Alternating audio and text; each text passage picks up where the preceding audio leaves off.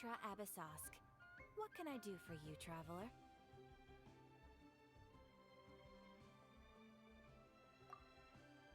Ah, yes. I've heard that you've already made arrangements with the captain of the Crux fleet regarding your passage to Inazuma. Is that correct? Now that I think about it, it's been quite some time since I last visited those lands. Unfortunately, I don't have any current intel that would be worth sharing with you. There you are. You're the traveler that Beidou will be taking to Inazuma, right?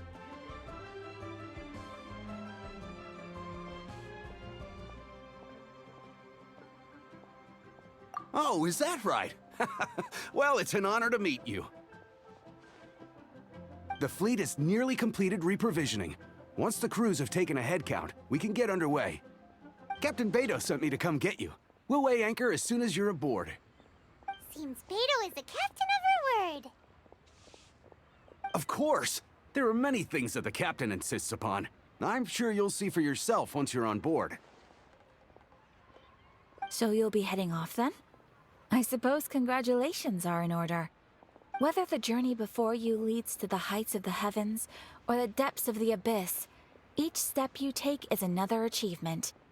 Until we meet again, Ad Astra Abyssosque. Oh, it's kinda hard to say goodbye now. We practically see each other every day. Well, if that's how you feel, why not come and find me when you arrive? I'll be awaiting you on Narukami Island. So there's another Catherine in Inazuma? See, there's no need to get all sappy now. Well, I guess it's time for you to bid farewell to Liyue Harbor. Now that I've delivered my message, I'll be heading back. The ship is currently anchored off of Guyun Stone Forest. Okay, thanks for coming all this way to let us know. Just following orders. I'll see you two aboard the Alcor.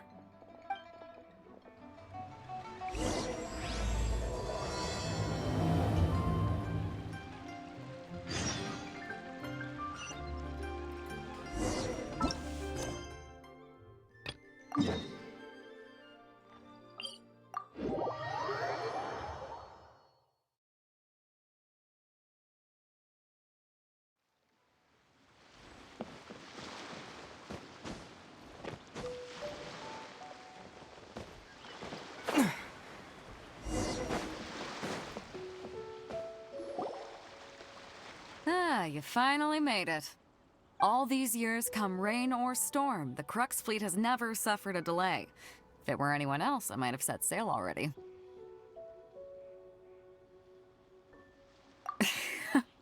Don't look too serious, I'm only joking.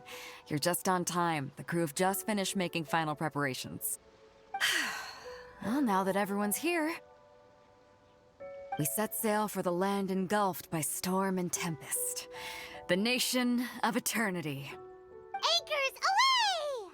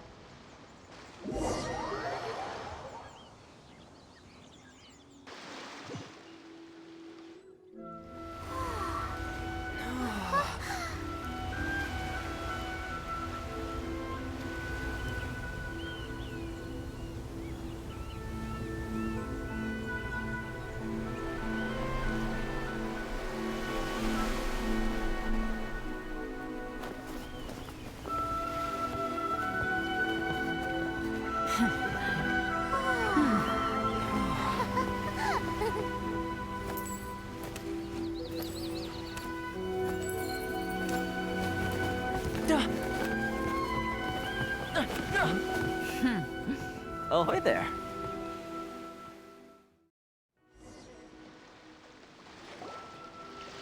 So, you finally made it. You sure kept me waiting, Captain. And it appears we have a couple of stowaways. Or perhaps I should say, honored guests. Shush! You can blame your almighty Shogun. The tempests around Inazuma have been growing all the more fierce lately. Though the fleet was fully up to the challenge, the inclement weather still caused some delay. Now then, let me introduce everyone. This is Toma, a trade partner that I've gotten to know recently. You don't know how long I've been waiting to see you. Toma, these two are... Oh, no need for introductions. Their reputation precedes them. It seems even the stormy seas can't keep rumors of these Outlanders' sterling deeds at bay. Oh, it's sure nice to hear you say that. With any luck, it'll give you a head start here. Toma's resided on Rito for quite some time now. It wouldn't be going too far to say he's the fixer around these parts. If you run into any problems here, just talk to Toma. But if he tries to pull any moves on you, I'll be sure to deal with him personally the next time I'm around. No need to worry. I'm sure we'll get along just fine. Good. Then if it's all settled, I'll be going. I wouldn't want to be caught with my sails down here. I do have a wanted fugitive on board after all. Oh, right. Kazuha. Until next time, traveler. Remember to give it your all, no matter what perilous storms you may encounter.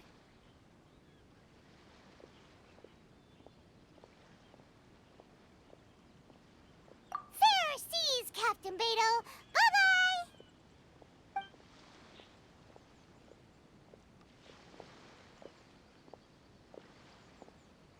Now then, first things first.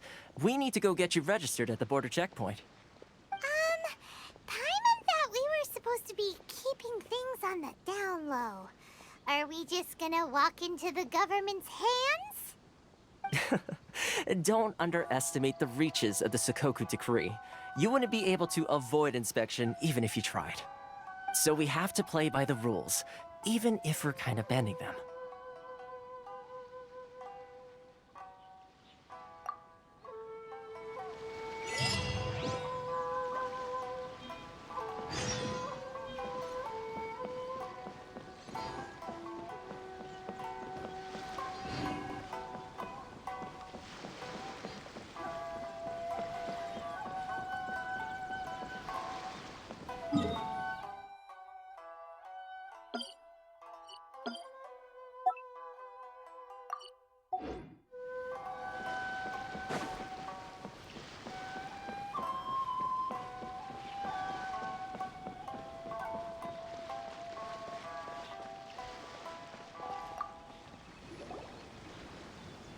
Hello?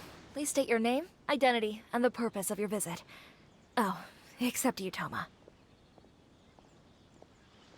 You must be new here. Uh-huh. Excuse me? Please provide the information requested and also declare any goods you are carrying with you.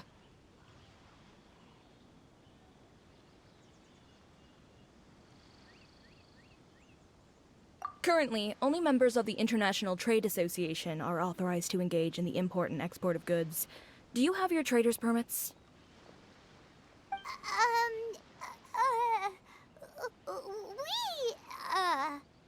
My apologies, but I'll have to ask you to...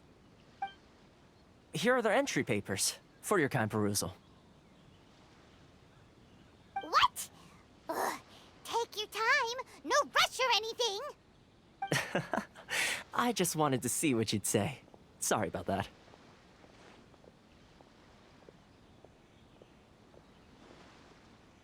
I see. Okay. Your papers are all in order. Welcome to Rito. Phew. So, where do we go next? The Outlander Affairs Agency. They only check entry permits here. If you want to remain on Rito, there's a process you have to go through with them. Sheesh. So it is super strict, just like everyone says. Well, let's not forget that to everyday folk in Inazuma, people from everywhere else are referred to as outsiders. As the word suggests, Outlanders aren't very welcome in Inazuma with the Sakoku Decree in force. Not even on Rito, where they've established an outsider settlement.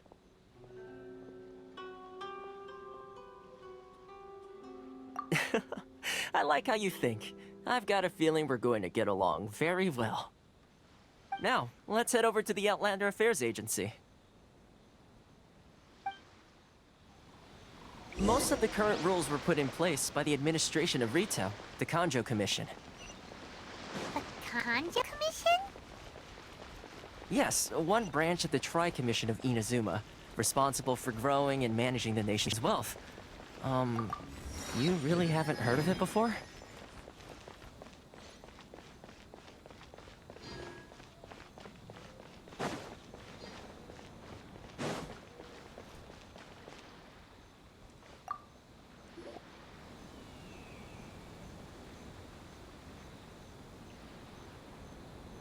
You've completed the entry procedures, yes? And now you want to apply for residency? Both of you? Yes, please. Okay, the processing fee will be 2 million mora. 2 million? For a processing fee? Are you serious? That's right. 1 million per applicant, which makes 2 million total. Don't worry, you can trust my math. Paimon wasn't so much questioning your math as... Ma'am, these two here are good friends of mine. I think you'll find I'm one face you recognize. Ah, Mr. Toma, it's you. By way of courtesy, allow me to reduce it to 400,000 mora total.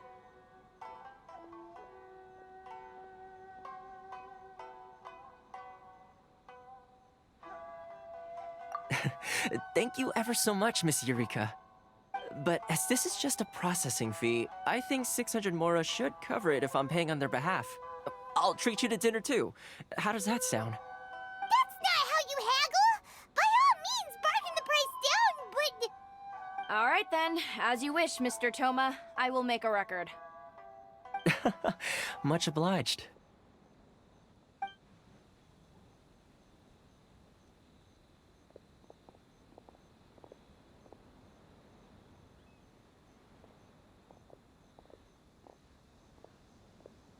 What?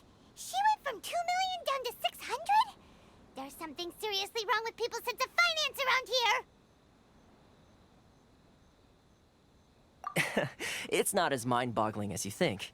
A processing fee is just a figure of speech. The way some here at the agency see it, the fees are easy money, so it becomes a question of how much they can make. So when the day comes that some poor merchant from overseas with more money than sense gets stuck here and needs to apply for residency... Then they'll milk them for all they're worth! Exactly. It's at times like this that having a local friend really comes in handy.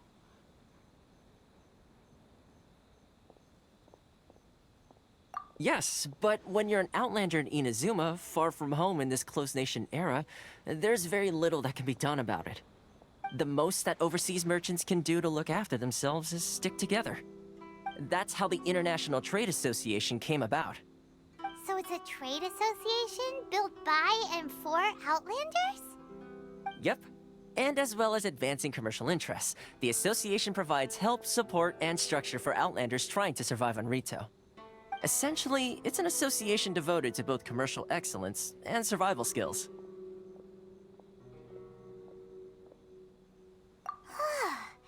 Sounds like just staying alive is an achievement when you're an Outlander in Inazuma. I see. So this is the real purpose of your trip. Yes, given that you are Outlanders, it's certainly a lofty aspiration. After all, the Raiden Shogun is the most exalted and revered one in all of Inazuma. She is a deity who reigns on high, while all other life gazes up in awe. Huh. I was going to say nothing is set in stone when it comes to who you will encounter in this world. Who's to say you won't happen to run into the Raiden Shogun one day after lunch? Uh-huh. And is that likely? Okay, I'll give it to you straight. I know of a way to introduce you to the Raiden Shogun. Really? Wow, the Rito Fixer is better connected than we thought. I mean, it will take all the resources I have at my disposal, but it can be done. However, before we get there, connections come at a high price, you understand? Not you too. No. In this instance, when I say price, I'm not talking about Mora. In fact, there's no real cost as such. It's just that if this is something you really want, you'll have to agree to help other people solve some of their problems first. I like to do things in a way that keeps everybody happy. It's my own personal rule for dealing with situations like this. Sounds very reasonable to Paimon. You're the man in the middle, so you have to trade favors to keep everyone indebted to you.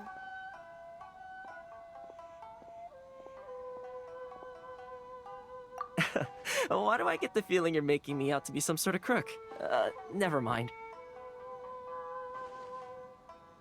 Here's the situation. As I touched upon earlier, the members of the International Trade Association are constantly struggling to survive. Recently, things seem to have gotten more difficult than ever for them, so just go and check things out. See if there's any way you can help. The head of the association is called Carisio, and he's a good friend of mine. Go talk to him. I'll wait for you here.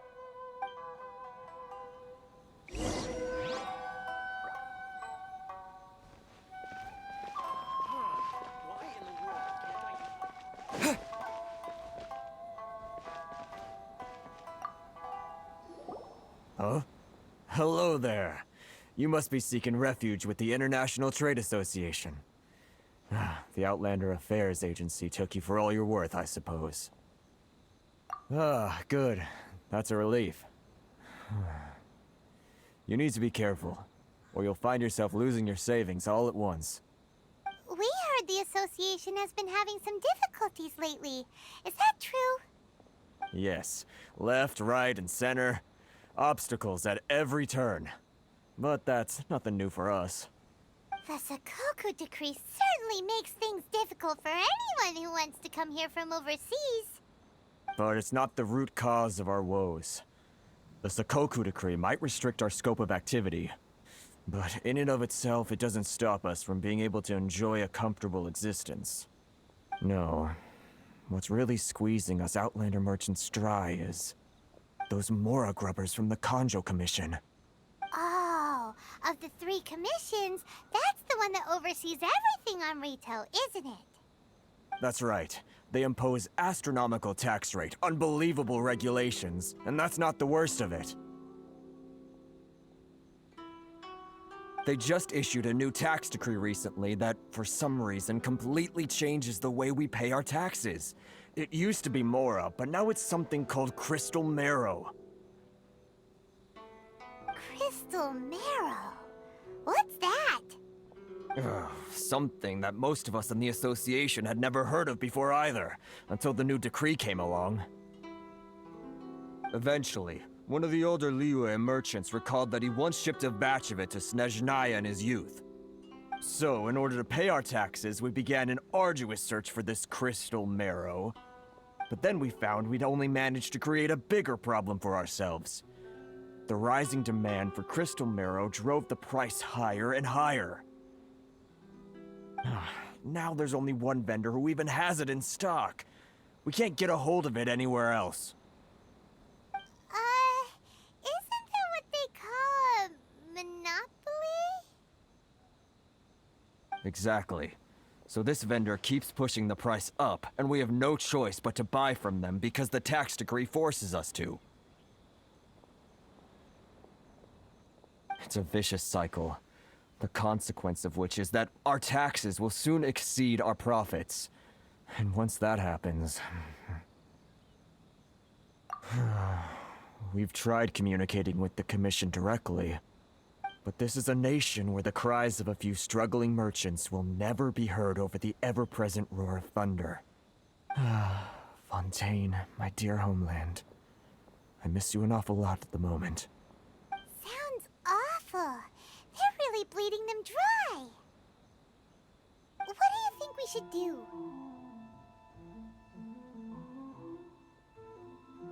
That vendor. I've actually done business with him in the past, but after a point he stopped contacting us. I have no idea where he sources the stuff. Well, it definitely sounds like he's being unfair. How do we find him? We could go talk to him and see if he lets anything slip. Hey, that's a pretty good idea. Since you're not affiliated with the association and you're new to Rito, he may just let his guard down. If I remember correctly, our usual meeting point with him is under a tree by the coast in the residential district. See if you can find him there. Got it! We're on the case!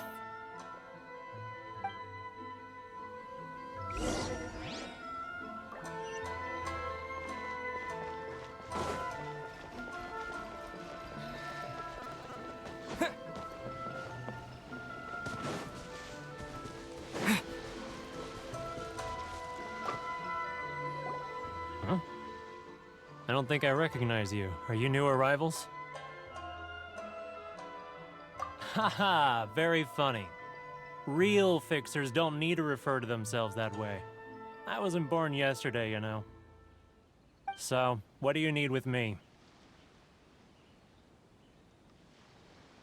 The sheer nerve. You don't go around asking questions like that. If I gave you my sources, I might as well hand you the whole darn business. Trade secret. Got it? You know what trade and secret mean, right? This guy's got a bad attitude. Ha! Are you even buying? Oh, I see what's going on here. Kurisu and his associates sent you here to try and plead their case, didn't they? They're wasting their time. The price is non-negotiable, not by a single Mora. Hey, what's your problem? Get out of here, go on. Tell them they're lucky to be buying from me in the first place, and they ought to be more grateful. If it weren't for me, they'd be in seriously hot water. What are we gonna do? There's no talking to this guy. Good idea. Let's check back in with him.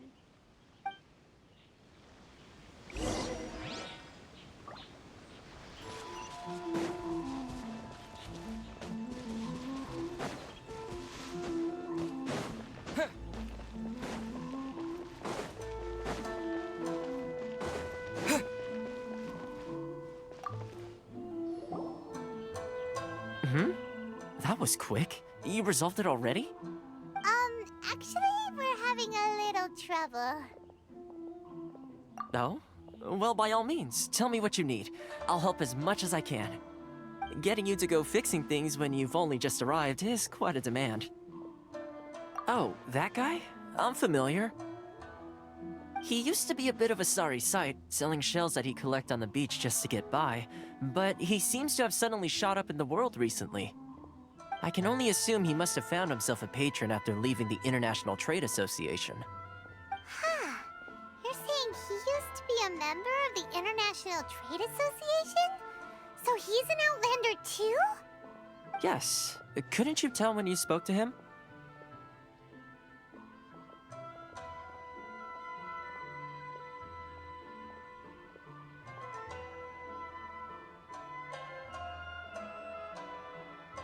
That's right. Werner was born in Mondstadt, then went into the shipping business, trading between Leah and Inazuma. When Inazuma closed to the outside world, he was one of a group of Outlanders that ended up stranded on Rito. What a bummer. The International Trade Association was initially very generous to him, but over time, with decree after decree, the association members found it increasingly difficult to make ends meet. So he left the association and turned his back on them. I'm sure it's more nuanced than that. I believe even the most ungrateful and cold-hearted of people still have some amount of gratitude and warmth left in them somewhere. Really? Is that all you need to know? Well then, it sounds like you may have found a way in with him.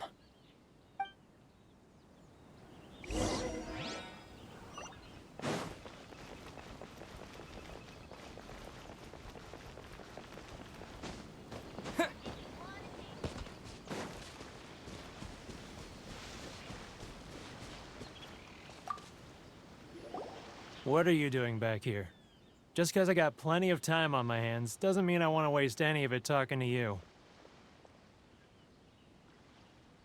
Huh? Where's this coming from? Mondstadt? You were talking about Mondstadt.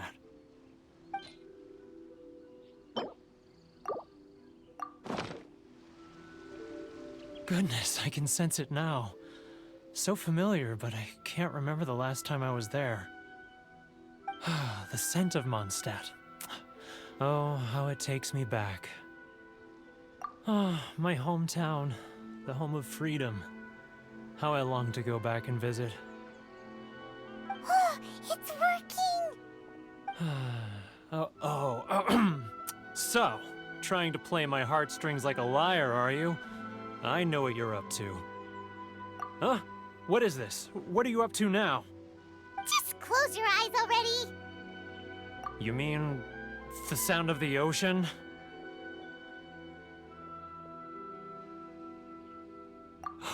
Liyue Harbor. I can see it so clearly. Oh, and the sound of the waves. The calls of the merchants. Xiao lanterns. I'm right there at the lantern right. Oh, look at them floating up into the sky. This guy has a really active imagination. Either that or he really does miss Liyue Harbor. Liyue.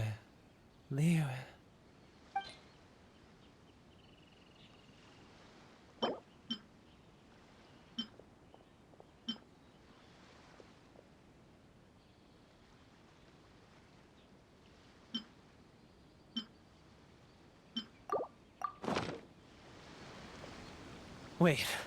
Stop. That's enough. Don't make me relive it anymore. My poor heart can't take it.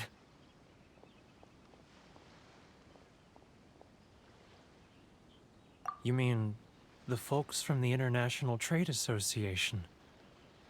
And I suppose they are far from home, just like me. Often, I'll sneak down to the shore at night and listen to the sound of the waves. I like to imagine it's the voice of my hometown, carried across the ocean. I've run into folks from the association more than a few times doing just that, but I always hide my face and slip away. Don't you think I've wanted to talk things through with them and free myself from this anguish? Well, no one's stopping you, so... They're so resilient. None of them had anyone else to rely on, so they rallied together, committed to finding a way to survive. But I couldn't do it. I'm not strong enough.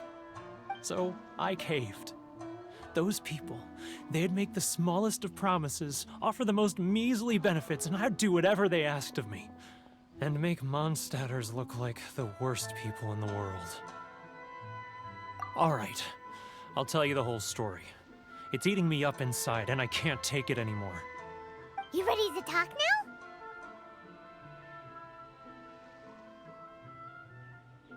But I betrayed them. I can't show my face there. Come on, you scaredy cat. Look, you messed up, but now it's time to make things right. So come on, get it off your chest. What's the deal here? It's a scheme by the tax collection Ashigaru, Keijiro and his companions. They start by overtaxing the merchants, then take the extra crystal marrow they receive and stockpile it. Once the merchants run out of places to buy crystal marrow, they get me to sell that extra stock back to the merchants at an extortionate price, with the proceeds going to the tax collection Ashigaru. It's plain evil gouging them like this. I'm their puppet, yes. But my cut is a tiny fraction of what we take in total. It's barely enough for me to live on. Evidence? You're right. Without conclusive evidence, he will never admit it. Now that I think about it, whenever I report back to him after a sale, he always heads to the same place.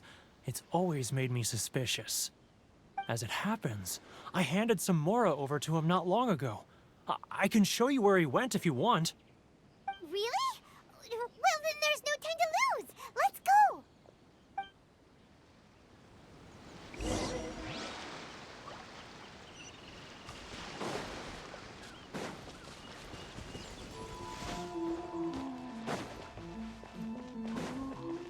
Sorry. I need to think about it. Keijiro! It's him! After him!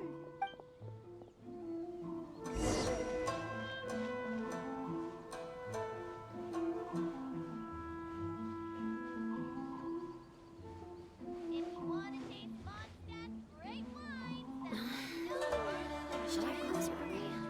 Which one should I? It's not like I'll get any customers.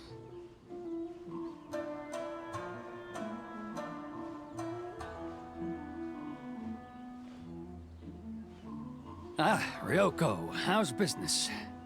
Sorry. All the better thanks to your generous patronage. Good.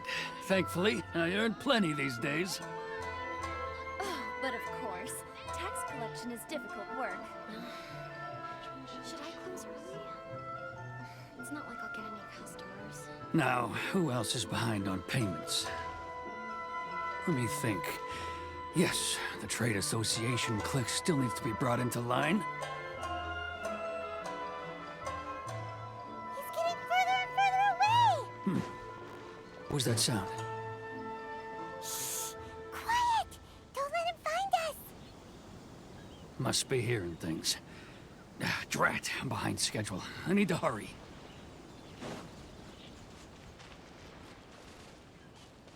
Too close! That's too close! He'll notice us for sure! He's getting further and further away! Let's catch up a little! He's getting further and further away! Let's catch up a little!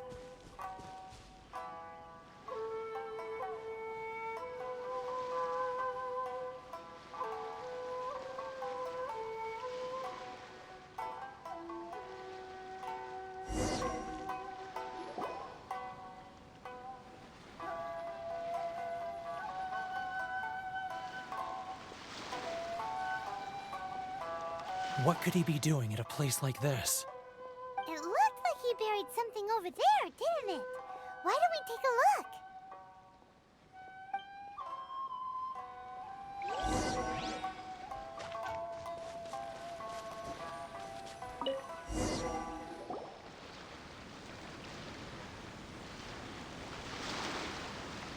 Whoa, it's a ledger. Boring! Paimon thought he'd hidden a big pile of Mora here.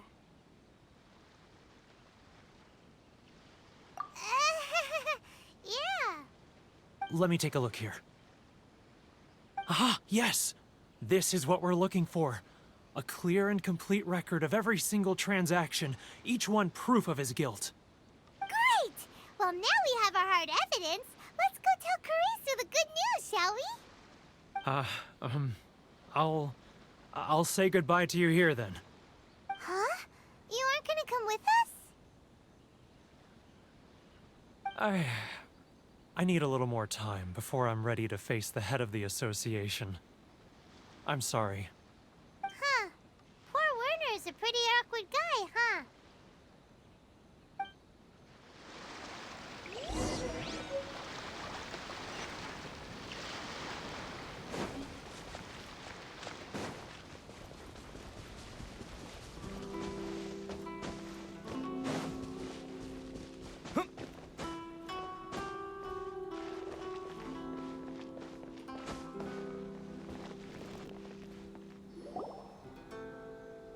But we really don't have anything left.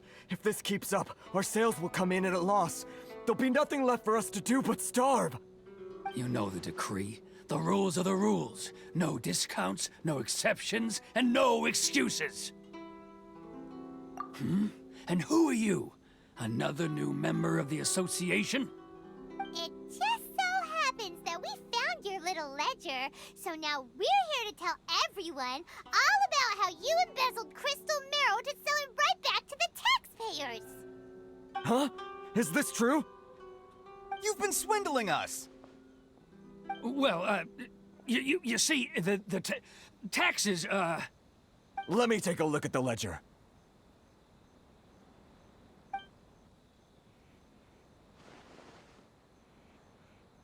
Well, would you look at that?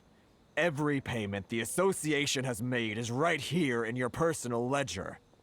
So, Mr. Keijiro, it seems you have some explaining to do. How shall we settle this, So you think you can use this against me, do you? It's quite obvious that I'm merely trying to earn a modest living for myself, like anyone else. Word has it that Samurai and the Commission place great importance on reputation and prestige. Though I'm sure Commission members won't blame you once word gets out. Huh? Is that a threat? Are you threatening me? No, not at all. I'm simply stating that it would be quite a pity if an illustrious gentleman such as yourself were to have their reputation tarnished. Well, even if what you say is true, what do you suggest we do about it? I believe you still have a quantity of crystal marrow in your possession, correct? Perhaps that crystal marrow could be used as compensation for the recent tax hike, and us merchants could finally have some more breathing room. Is that it? Do you have any idea the hoops I had to jump through to get the crystal marrow and keep it hidden? Fine. In that case, I'll send it over to you today. And not even an ounce of shame for his actions. So that's it? My shop's been closed for weeks now. I've even had to ask my friends to help bail me out. What about my losses? Come on, Harrison. We've already struck a good deal here. I'm sick of being pushed around like this. I won't let him off so easily. Harrison! Hey, what's all this racket? Does someone dare question the decree? Ah, Chief, you've arrived. What was all the commotion I heard just now? Oh, we were just discussing a minor tax issue. I do my utmost to lend them a helping hand, but they're never grateful. A helping hand? The only thing you're doing is stuffing your greedy pockets with our hard-earned wealth. I assure you that Hirage Shinsuke will hear of this. Oh, and you dare to utter the Commissioner's name. You Outlanders have no respect for the rules. Seize the merchants. We will resolve this dispute back at headquarters. Uh-oh. This is going in a bad direction. Gentlemen, come now. Is there any need for this? If there's a dispute to resolve, let's get a drink and talk it over.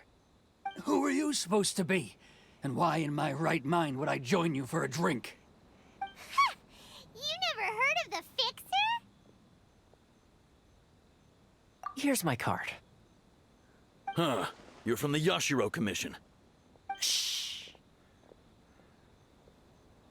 Huh.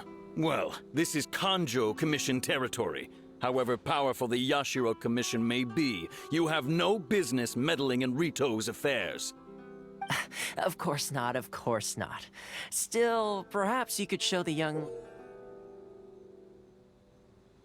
lady of our clan some courtesy. You wouldn't want your name showing up in a petition to the Shogun, would you? That fan, the Shirasagi Himegimi. I don't need any trouble with her. Okay, let's forget all this. It'll give us one less thing to worry about. But, Chief! Enough! We're leaving. Let's get dinner one day soon, gentlemen. My treat, I insist. No response, huh? I suppose that bridge is well and truly burned then.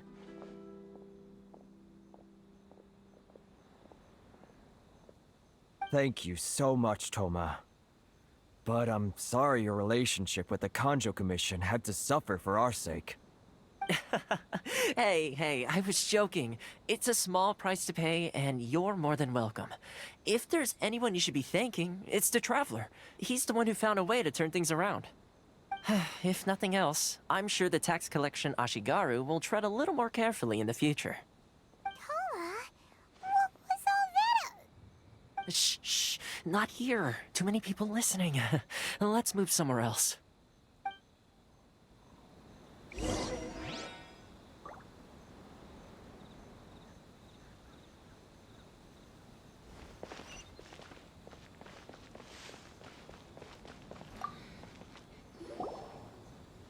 Corruption seems rife in the Kanjo Commission.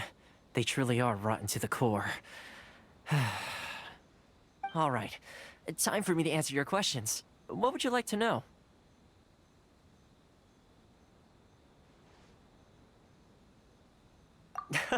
Straight to the point. Let me reintroduce myself. I belong to the Kamisato clan of the Yashiro Commission on Narukami Island. I'm an attendant of the Shirasagi Himegimi. You've been keeping your true identity a secret from us this whole time? So, the Yashiro Commission. Guessing that's another branch of the Tri-Commission? Correct. The Kamisato clan is the head of the Yashiro Commission, who manage ceremonial and cultural affairs. I'd go into more detail on what exactly that covers, but I'm not even sure myself.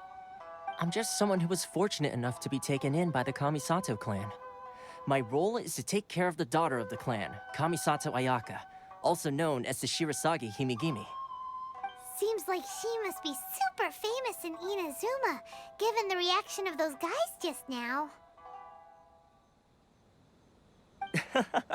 Oh, most definitely. She's graceful, dignified, and kind-hearted, too. The people of Inazuma quite adore Miss Kamisato. Her fame even somewhat eclipses that of her older brother, Kamisato Ayato, despite the fact that he's the current head of the clan. I suppose those who treat others with compassion earn themselves the same treatment in return. Miss Kamisato's situation certainly seems to attest to that. Take me, for example. I'm just an attendant, and yet she treats me as an equal, as she would a friend. You're asking the right questions, and to be honest, I don't want to keep you in the dark any more than is necessary. Firstly, you should know that being a fixer is not something you can fake. I spent the better part of a month tirelessly building up a network of relationships on the island, and I got to know Captain Beto during that time too. Still pretty good going for just a month's work. Well, maybe I have a slight knack for schmoozery. But the main thing was, I had to make sure I'd be in time to receive you when you arrived. Inazuma may have closed off to the outside world, but that hasn't stopped a lot of people from hearing about your feats in Mondstadt and Liyue. So, when Miss Kamisato heard of your intention to come to Inazuma, she began looking forward to your arrival with great anticipation. She's excited to find out whether the rumors are true. That is, that you have what it takes to change the tide of the times. Change the tide of the times? In the test I gave you earlier, although there were a few hiccups at the end, it was you who found the way to turn the situation around. Navigating powerful people, using their character flaws to your advantage. It's just what Miss Kamisato had hoped to see. With your help, even the Vision Hunt decree...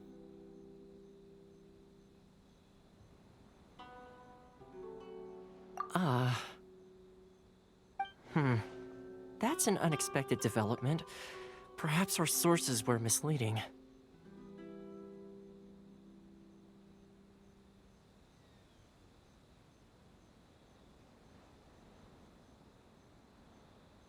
Yes, of course. I completely understand, and as agreed, I shall help set that up for you. Toma sure didn't put up much of a fight. Well, my work on Rito is done. So I suppose this is goodbye for now. Oh, one more thing. This invitation letter is for you. When you get to Narukami Island, you can find me at the Komori Tea House, as per the letter. Good luck with everything. See you soon.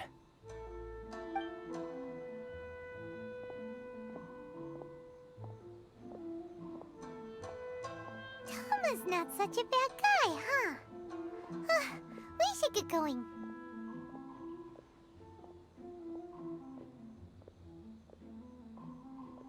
Huh?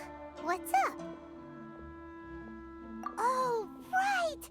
Paimon forgot all about that! Wait, so... did Toma forget that too?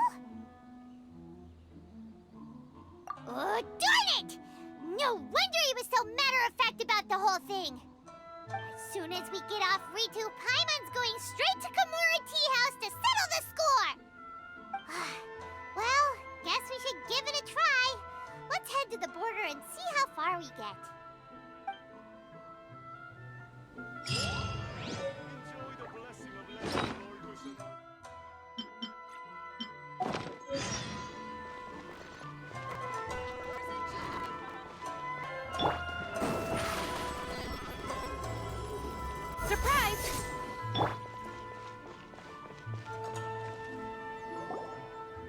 Stop there. Present your travel permits. Sorry, but we really gotta get to Narukami Island. It's kinda urgent. If you don't have a travel permit, this is as far as you'll get. Those are the rules. As expected. Traveler, you gotta think of something. How do we get out of Rito? Are you saying we should go and meet with the Kanjo Commissioner? Guess it can't hurt to try. Even if Paimon has a few choice words to say about his subordinates. Who knows? Maybe he's our biggest fan.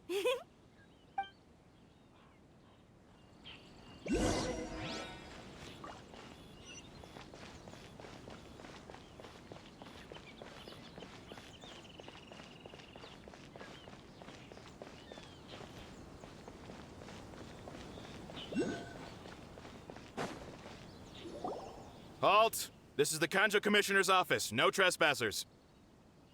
We're here to see, the Kanjo Commissioner? The Kanjo Commissioner seldom entertains Outlanders. Leave now or we'll be forced to... Ah, wait. Oh, Commissioner! These two are honored guests from afar. No need to give them the usual spiel. Come on in. Let's see what we can do for you. Did you get all that, mister?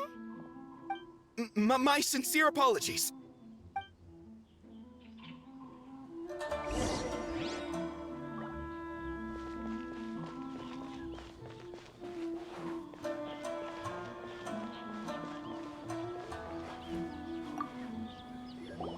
I am Hiragi Shinsuke, Kanjo Commissioner and head of the Hiragi clan.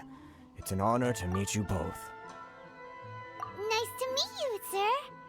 So, the reason we wanted to come and see you was because... All right, all in good time.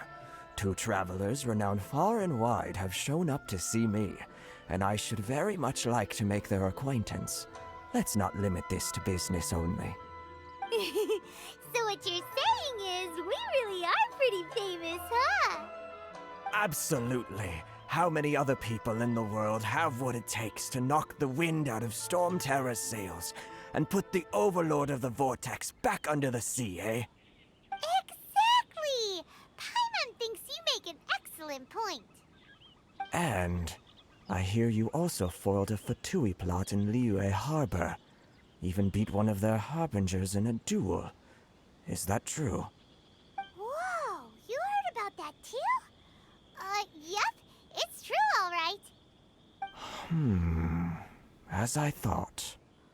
Something wrong? No. I'm simply awestruck by you both is all.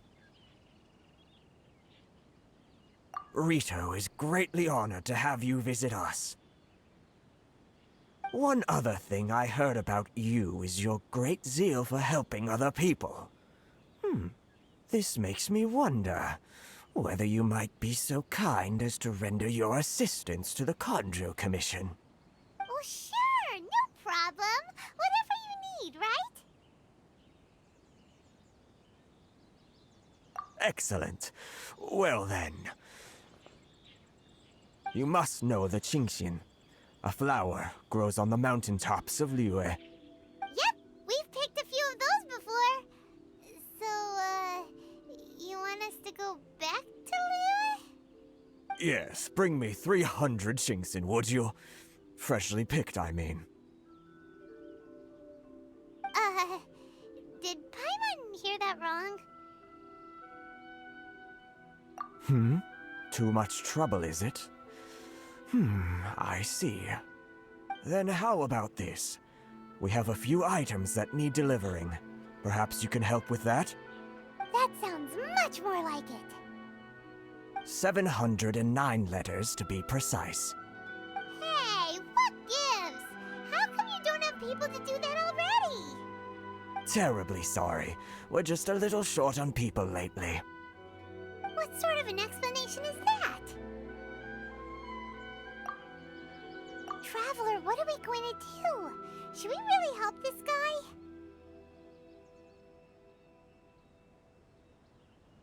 That's the spirit. Don't keep me waiting too long now.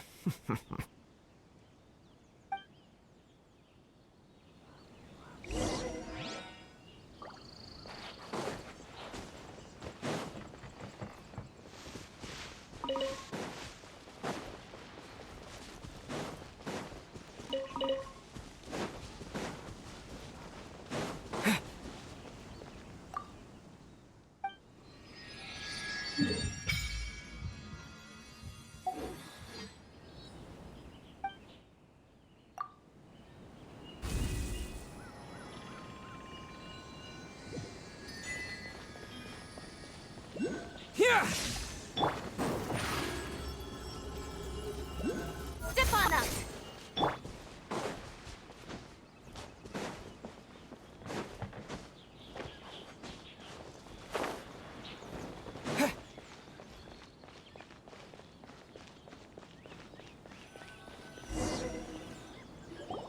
Halt, you two! What did we do? Miss Hiragi has a letter for you. She insists that you read it immediately. A letter? Quick, let Paimon see! So this means she wants you to secretly meet her at night? But you didn't seem surprised at all by this. What's going on? Paimon knew something just didn't seem right about him. Let's ask her tonight and see what she has to say.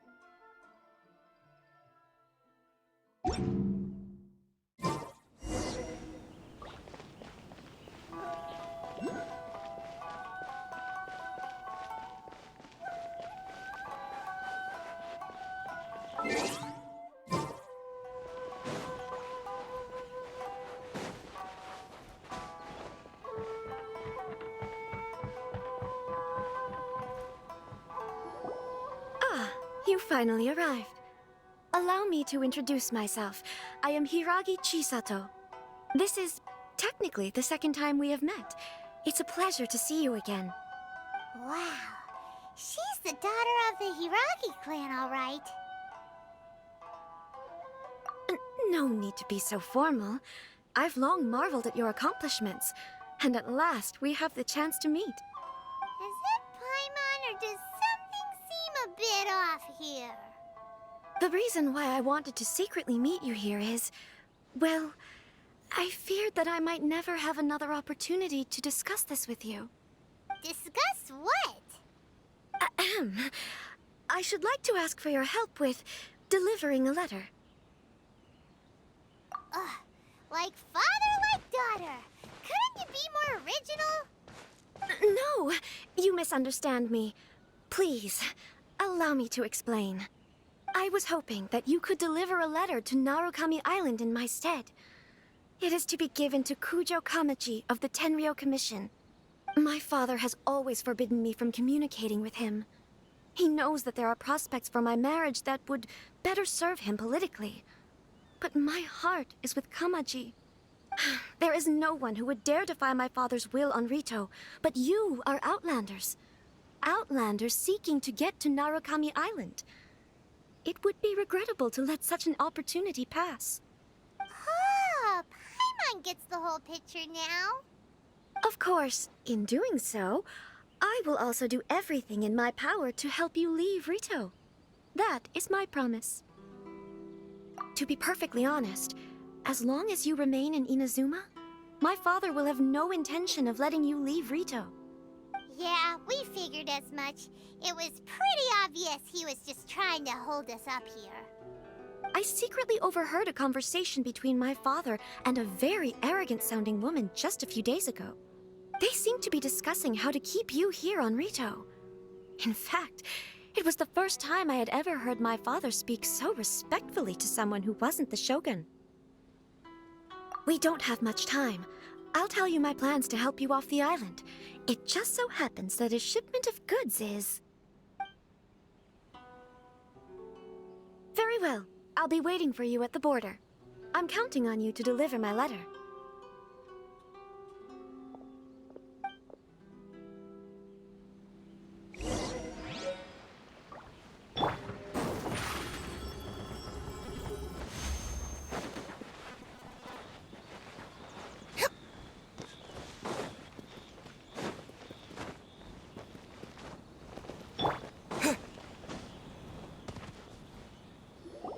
Hold on, please. These goods are being sent to Watatsumi Island? My lady, this is an unexpected honor. You are correct. These goods have been repeatedly requested by the Kanjo Commissioner. We must be certain that they reach Watatsumi Island intact. Is there something wrong, Lady Hiragi? No, as you were. My father simply has some concerns of the shipment's safety, and has ordered that myself and an additional qualified escort be dispatched to ensure safe transport of the goods. My lady, you aren't suggesting that you intend to escort this shipment personally, are you? There's certainly no need for you to trouble yourself with such a matter. And as for this qualified escort... Please, do not cause us any further delay. If memory serves me right, my father has already asserted that this shipment must arrive on time. I'm certain punishment will be duly dispensed if it fails to do so. Yes, of course, my lady. It's just that, well, we don't know who this... Now, need I remind you of the penalty if anything were to happen to me en route? I'm sure you are all quite familiar with my father's temperament. Do you really presume that you can fully guarantee my safety on your own? Boy, Chisato can talk the talk. They don't stand a chance. Yes, my lady. Very well then. It's an honor to have you accompanying us. Your safety is our highest priority. Shinojo, you can't really be agreeing to this. Well, the request is from Lady Hiragi herself. It is our duty to serve her in the utmost capacity. Yes, but that's not the problem here. Well then, if we're through here, I suggest we set off at once.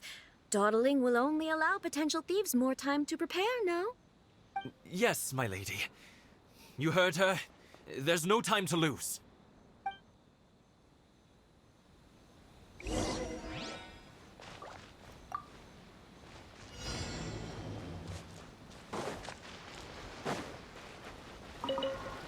Adventure time! Let's... My lady, please stay back. We'll handle it. Not as well as we'll handle it. Seriously considering taking this job? Terms are really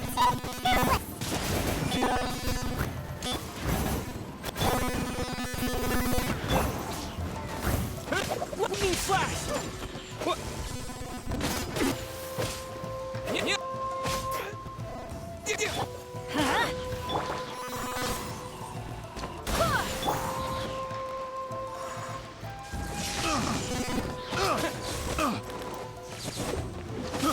I got careless.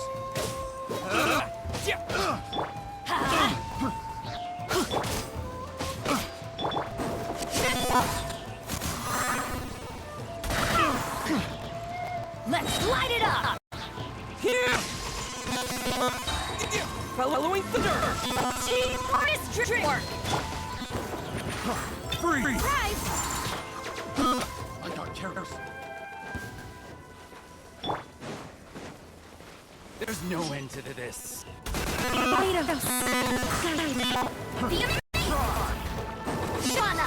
Monster Sight! Prepare to counterattack! Protect Lady Hiragi at all costs! They'll take care of this. Stay with Chisato.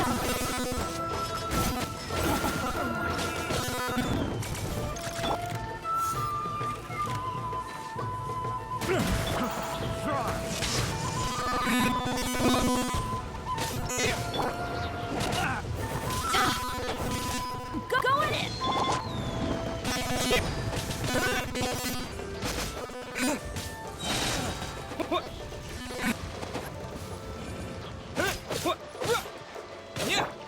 Go as one.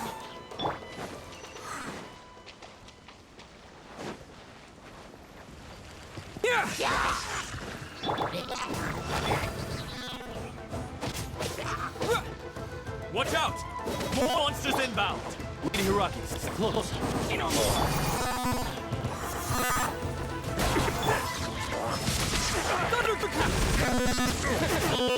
Cue the spotlight! He's streaming wild! I swear by my sword!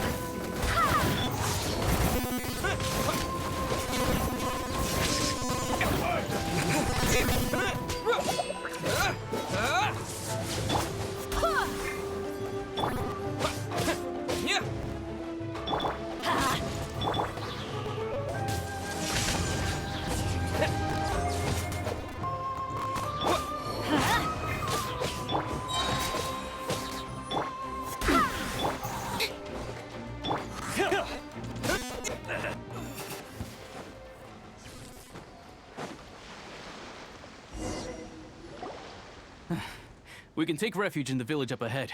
How are you faring, my lady? I'm perfectly all right. You may stop here. The road to Narukami Island is just over there. In my letter, I've requested Kamaji to grant you a special travel permit from the Tenryou Commission. Consider it a token of my appreciation. My lady. So that's how it is. I had a feeling something was amiss, but Shinojo, you... No, Lady Hiragi would never hide anything from us, I'm sure of it. But who is this Kamaji you speak of, my lady? I'm not afraid to say that he's the one I love. The one you love? Shinojo, did you honestly think that... What? No, I was just clarifying, that's all. I would never in my wildest dreams, You two needn't worry. Please, forget that this ever happened. If my father catches word of it, I alone will be held accountable. Yes, of course. As you wish, my lady. But what will happen if your actions here are discovered, Chisato? Don't fret. My father has always been one to spoil me. The worst he'd do is sentence me to half a day without food, or something to that effect. Huh. Paimon never suspected a guy like him could have a soft side. I wish you a safe journey. I'm sure we will meet again. Bye, Chisato! Come now. Quit your staring and let's get moving. We've got goods to shift. All right.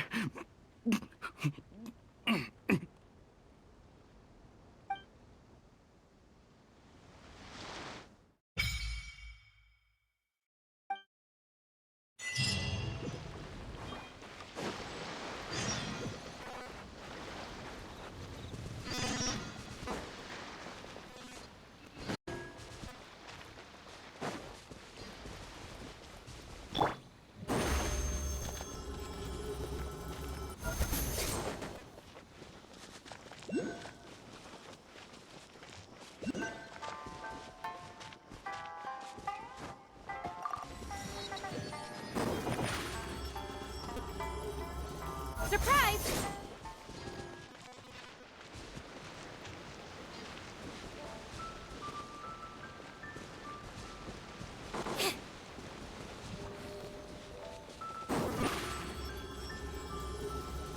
Stefana!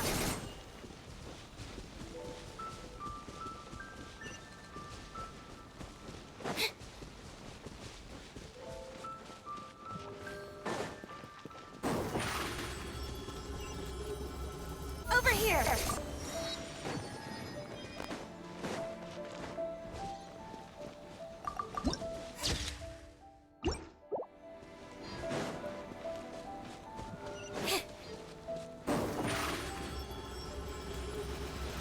Stefana!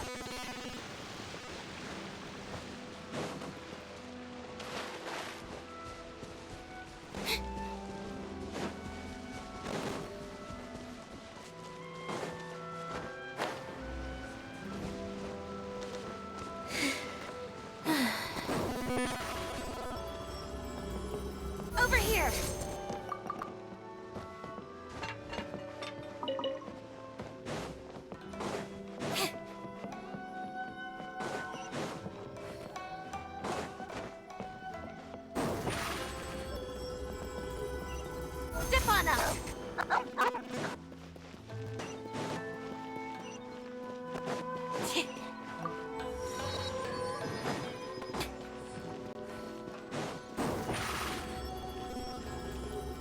Surprise! According to the letter, this should be the place. Sorry, we don't serve the general public. I'm afraid you'll have to leave. Wait! We're not the general public. Well then, you must be a couple of wandering outlanders that snuck into the nation, judging by your attire. Are our clothes really so...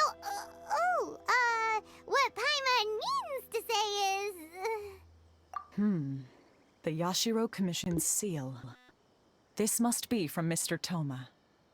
It seems there's more to you than meets the eye. In which case, welcome to the Komore Tea House, a safe haven for the Yashiro Commission.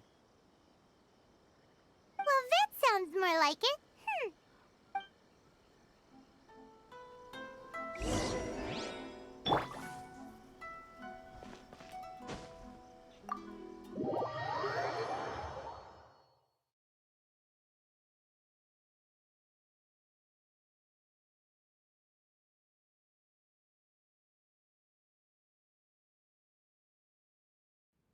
Well, now that we're here, where's Toma?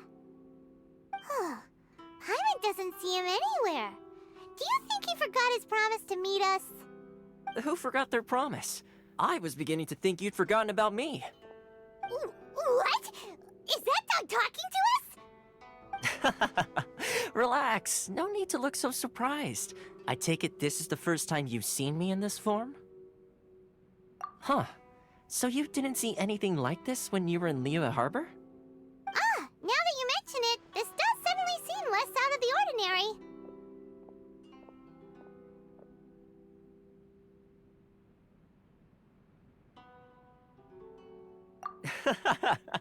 All right. I've had my fun. Hey! You're this close to getting an ugly nickname, mister! Well, I've had some time to kill, given that I've been waiting here for you for so long, as was the case in Rito. So I came up with this little fun greeting for when you arrived. But in all seriousness, I would like to apologize about that little test you went through earlier, though it was quite necessary. It helped us determine whether or not to bring you before Ms. Kamisato, and whether you had the courage to face the lightning alongside us. Don't think that Paimon's gonna forgive you just because you're getting all serious now. Sorry, did I overdo it? My apologies. Let me just say this. You've often found yourself skirting the rules from the very beginning, haven't you? Naturally, this is due to your unwavering and resolute determination. A long time ago, we had a friend who was much the same, but when the lightning struck...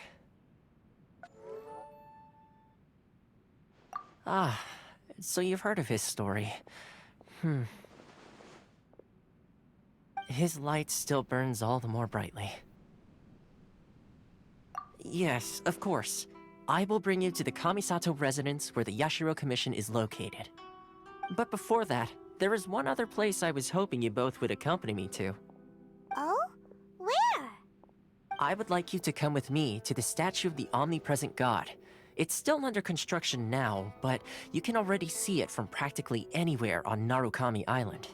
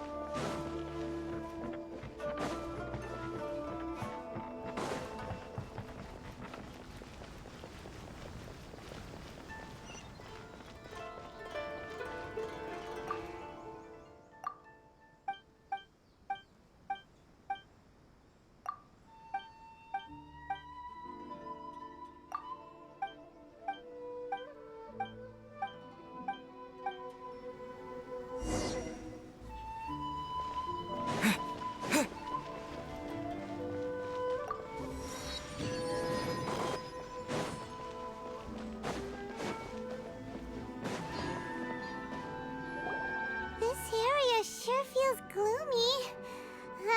People probably don't come here often, do they? Huh? Are Paimon's eyes playing tricks? Or are there things embedded in the statue? Visions. Visions? You mean all the visions that are collected from the Vision Hunt decree are put into the statue? So you've already heard of the Vision Hunt decree. Before I try to explain, I should perhaps remind you first that Mondstadt is the city of freedom, and Liyue is the city of contracts. As for Inazuma, it's known as the Nation of Eternity. The Raiden Shogun is both the nation's most powerful ruler and its deity. The Eternity in question is her endless and unchanging will to rule over Inazuma. As such, she relies on the Tri-Commission to regulate the nation's affairs and the Sakoku Decree to limit the people's movement. The Shogun wishes to keep Inazuma in stasis, allowing the stream of time to flow from one end to the other without disturbing it for all time. Seems like every god has their own will. Of course, this is my own limited understanding. As for the reason behind the recent Vision Hunt decree, perhaps the Shogun believes that visions grant people the power to change, and that her eternity doesn't allow for such instability to exist. Whatever the case, the fact is that the Raiden Shogun has dispatched the Tenryou Commission to scour the nation for visions, embedding each one in this statue. And this statue of the omnipresent god can be seen as Inazuma's symbol of eternity. But if that's the case, wouldn't you say that the Raiden Shogun is being, I don't know, selfish? Only outlanders such as yourselves would ever dare speak out so directly against the Raiden Shogun. And yet, I agree. The Vision Hunt decree is something that simply should not exist. And Miss Kamisato has been committed to fighting it since the day it was announced.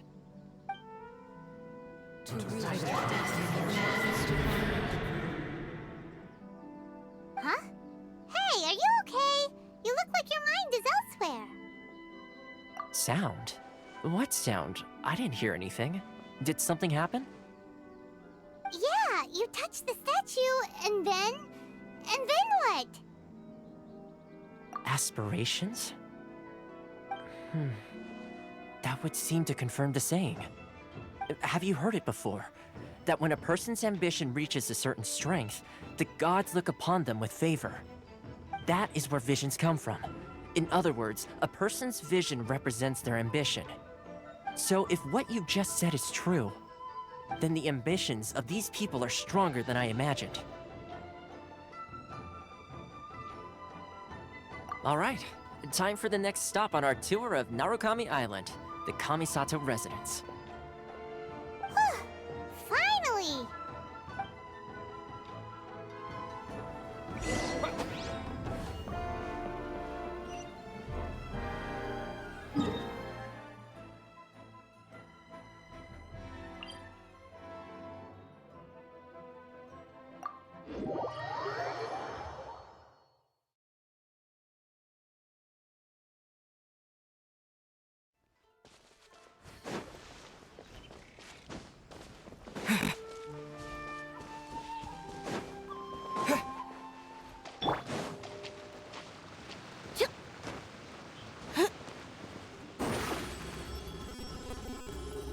Over here!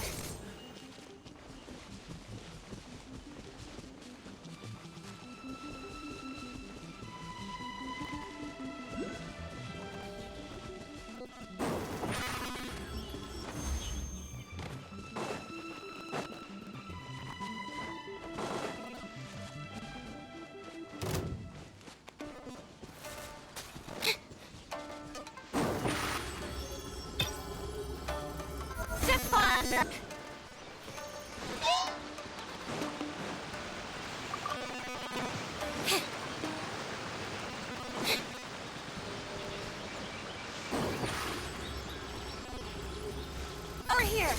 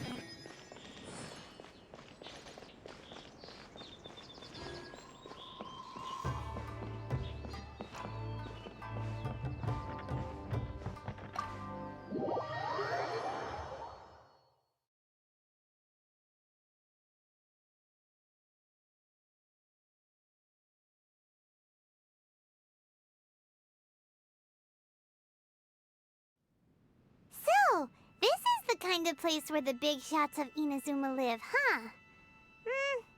Paimon kinda expected it to be snazzier. Welcome at last to the Kamisato residence, honored guests. Miss Kamisato is delighted to finally meet you. Is this the Shirasage Himegimi you keep going on about? So, where's she at? Oh, behind the screen? Yes. As the daughter of the Yashiro Commission, this is how Miss Kamisato is accustomed to receiving guests. Consider it a time-honored tradition within the Yashiro Commission. Forgive me if this is an unwelcome surprise.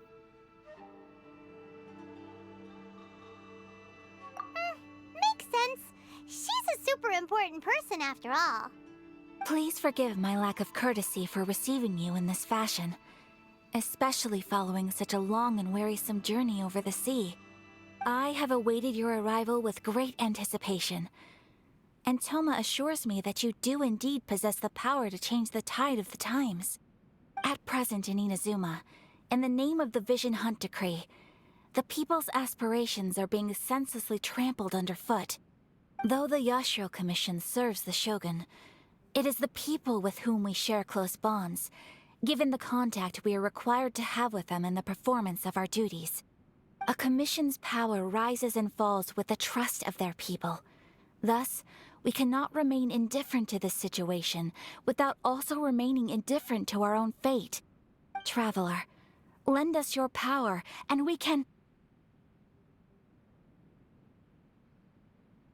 Oh. See, milady, it's just like I said. This will take... No, please! Wait! Please, don't go! I will introduce you to the Raiden Shogun on one condition. You must fulfill 3 small wishes on my behalf. What are your wishes? They pertain to 3 whose visions were taken from them. Perhaps once you've met them, you will understand.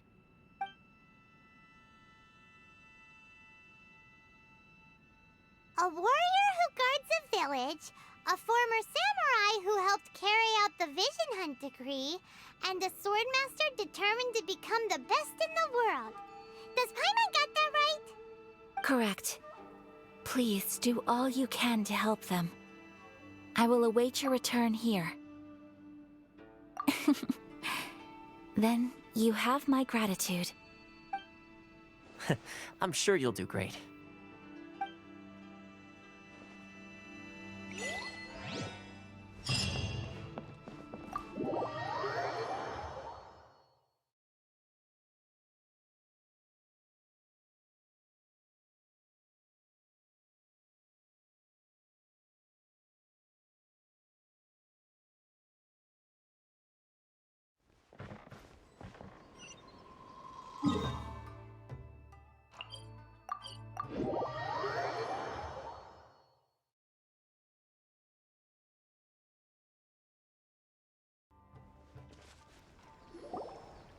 See, where's the person Ayaka told us about?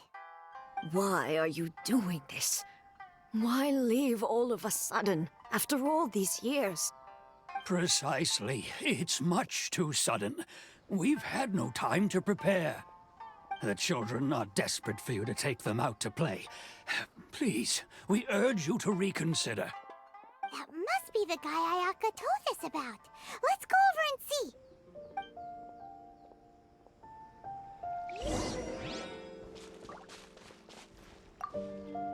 Ah, you must also be here to try and convince Tejima to stay. Tejima has protected this place ever since he arrived here 30 years ago. Keeping out the treasure hoarders, fending off any monsters that draw near, resolving quarrels between the villagers. He has put an enormous amount of work into looking after this place, and we all think the world of him.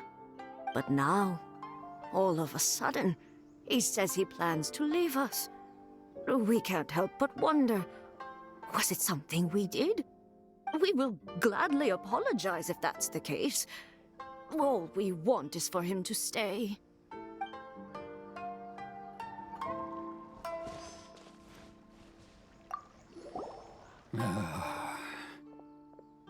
If you want my opinion, something to do with the Vision Hunt decree. It's clear that Tejima had done nothing wrong, and still they confiscated his vision. After that, he became a completely different person. I can't claim to fully understand it, but I could tell that he'd lost something very important to him. He went off on a walk, alone, circled the village a few times, and then out of the blue, he announced that he was going to leave and become a wanderer. Truth be told, we aren't sure whether trying to keep him here is the right thing to do. But equally, it doesn't feel right to let him leave when he's in this state. He's a lost soul. Seems like he's a well-respected guy around here.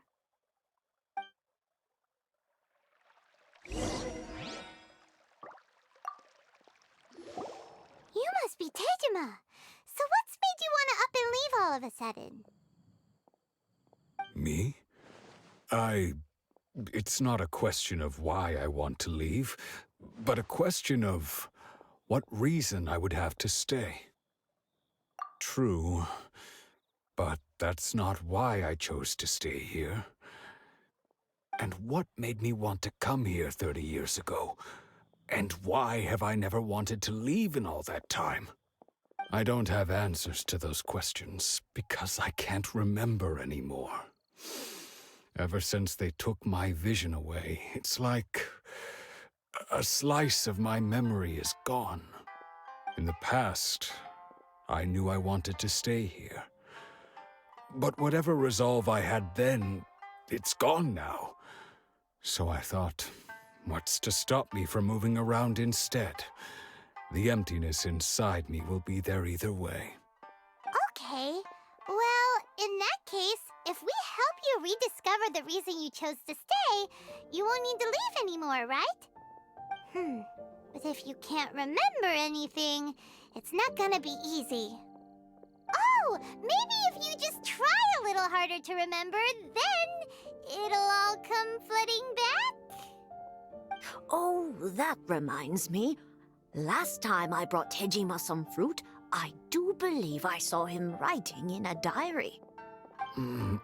I keep a diary? If you say so. I honestly can't seem to remember. Oh, yes, you do. And what's more, I remember you saying at the time that you wanted to make a note of a few interesting things. Things which would prove very important at a later date. Perfect! So if we want to keep Tejima from leaving, we just need to find his diary. It must be around here somewhere. Let's take a look. If you don't mind, we will leave you to find the diary. We should head back to the village to inform the others of Tejima's situation.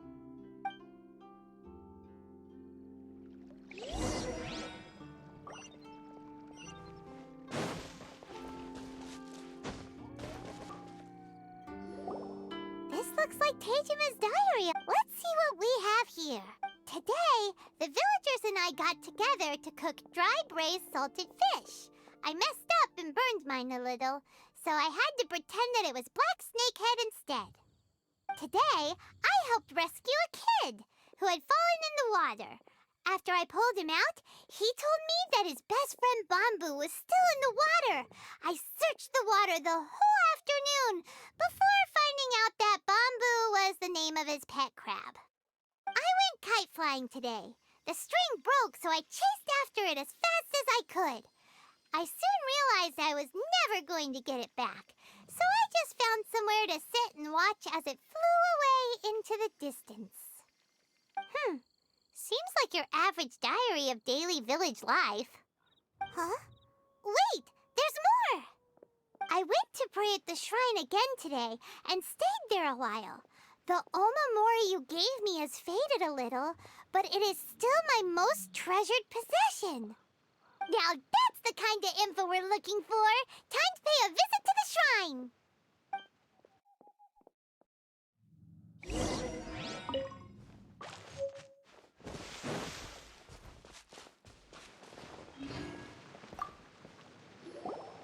So this is the omamori Tejima wrote about. Interesting. Looking at the color and the design, Paimon would have thought it belonged to a child.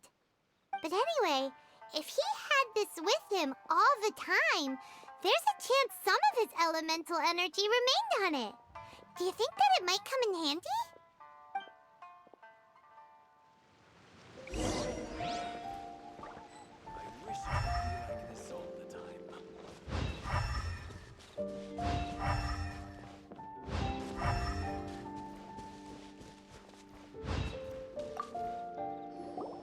Here we are! This seems to be somewhere that Tejima visited a lot. The soil looks like it's been disturbed. Maybe Tejima buried something precious here. Something that kept him in the village all these years? Must be something pretty amazing if it made him stick around for 30 years. Let's dig it up and take a look. It looks like a letter. The paper's gone yellow. Must have been written a really long time ago. Konda Village. Sounds so familiar. Where is that place again? So the reason Tejima came here was to wait for someone. But he's been here for 30 years. Oh, guess they didn't show up in the end, huh? Well, let's go give Tejima his stuff back and take it from there.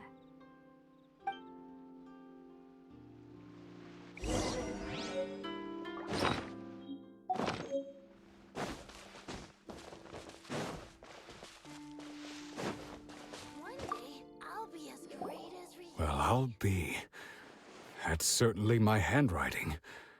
And I guess the Omamorian letter belonged to me too. But I have no memory of anything that's written in this diary.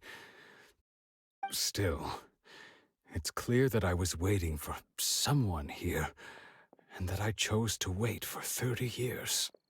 Over the years, I must have made a note of anything interesting. Anything that I could share with her when we were finally reunited.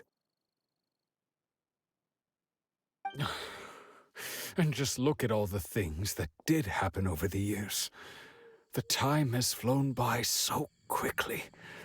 30 years feels like the blink of an eye. How could I have forgotten something so important to me?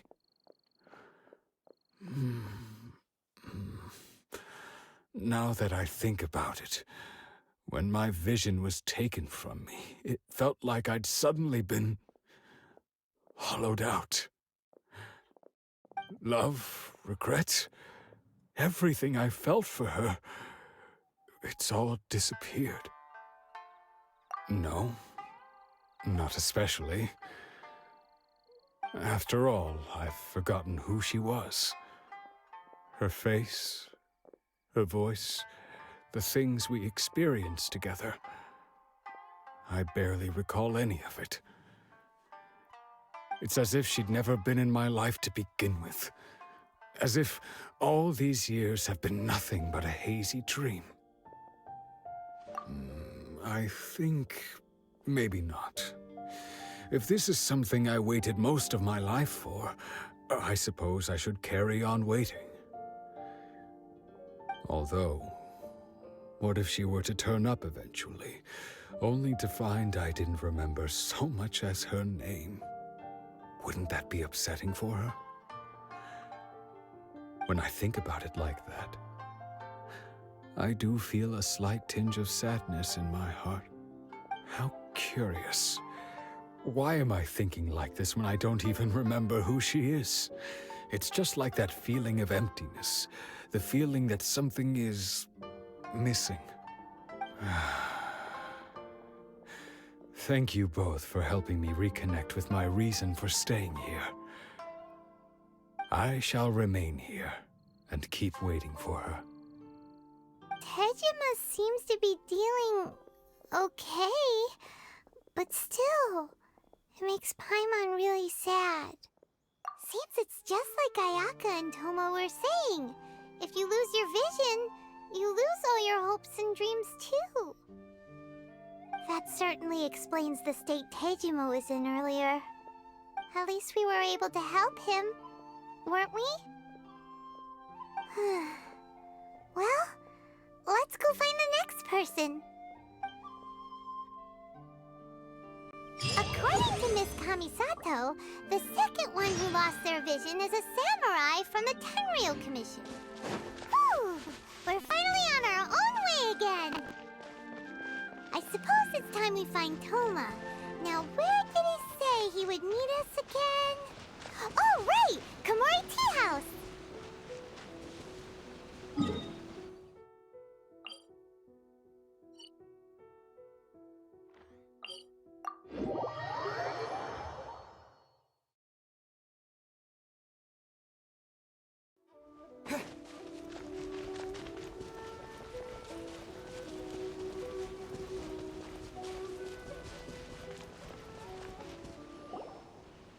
They say the Tenryou Commission is directly controlled by the Shogun.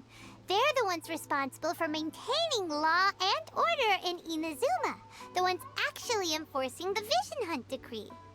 But why would they take action against one of their own? Paimon doesn't get it. Huh? There seems to be some commotion over there. Let's go see what's happening. I'll ask one more time. Do you intend to withhold this month's emergency provisions? The entire clan is counting on that food. We demand an explanation. How many times do I have to say it? I don't know anything about emergency provisions. You dare deceive us? Those provisions are essential. Do you understand? Not some goods to be pocketed by greedy samurai. You samurai think you can just do whatever you please? The Tenryou Commission will hear of this! Oh, huh? And who are you? One of Kurosawa's gang, no doubt. What? We just happened to be passing by! We heard the commotion and came to see what the matter was. I see. You seem to have come just at the right time. Perhaps you can help us settle this matter. This is Kurosawa. He's a samurai and a member of the Shogun's army. They issue emergency provisions to the area, and he's the one responsible for distribution. In the past, we'd simply ask him for provisions and everything would be delivered. Now, he suddenly refuses to give us anything. He's keeping the provisions for himself, I just know it. We'll starve without them. No one seems to care about us. We used to think Kurosawa was a kind man, but he's shown his true colors.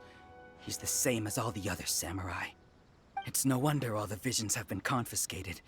The Raiden Shogun doesn't need people like him helping her rule the nation. This must be one of the people Ayaka asked us to help. But why would she ever want us to help someone like him? Maybe we should talk to Kurosawa and see what he has to say.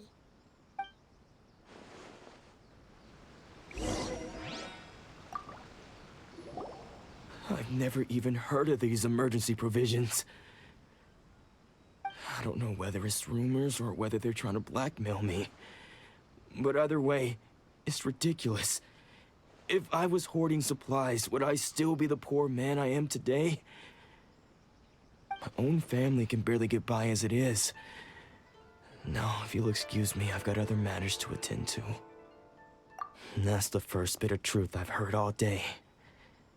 The Shogun's army told me that I was unworthy of my vision. And they said I was slacking off in my work.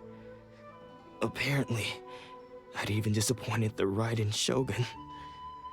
And that's why they confiscated my vision. Well, that's strange.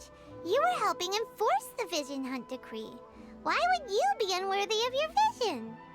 To be perfectly honest, I don't seem to remember the details. All I know is that I would perform certain things every month. But I don't recall what they were. And it's not just that. I have this unsettling feeling, like someone owes me something. Does it have to do with the missing emergency provisions? I didn't take any. Like I said, if I was taking them for myself, I wouldn't be going through such hard times right now. To top it all off, my house was just raided by treasure hoarders. Which is why I came here in the first place. I was chasing after them when I got held up by these two. If you don't believe me, go find the treasure hoarders yourself. If there were any emergency provisions to be had, they would have found them. Huh. He seems to be telling the truth. But we better confirm. Let's go round up those treasure hoarders and see what they have to say. We should be able to follow their tracks. They couldn't have gone too far.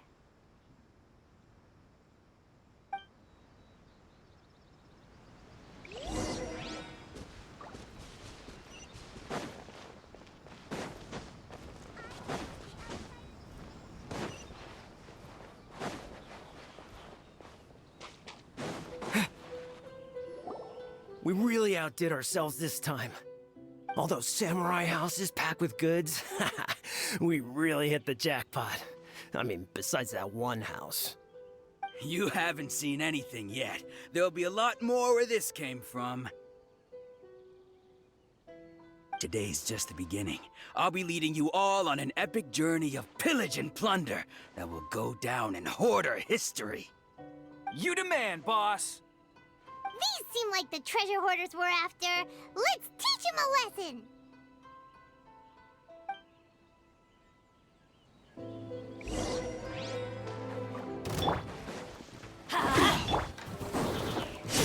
Dodge this!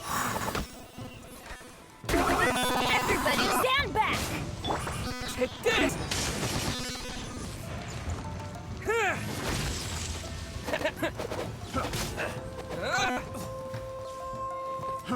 Fry! Oh, there goes all the Mora. We worked hard to steal that, you know? Come on, boss. Think of something. Not bad, kid. You ever think of joining the treasure hoarders? We could use someone like you. Kurosawa. Oh, I remember.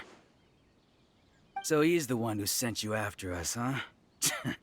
Just our luck. I knew he shouldn't have hit that place. So what did you see inside? Was it stuffed with food supplies? Food supplies? You kidding? That place was a complete mess. All we found was a strange-looking box, hopefully with valuables inside.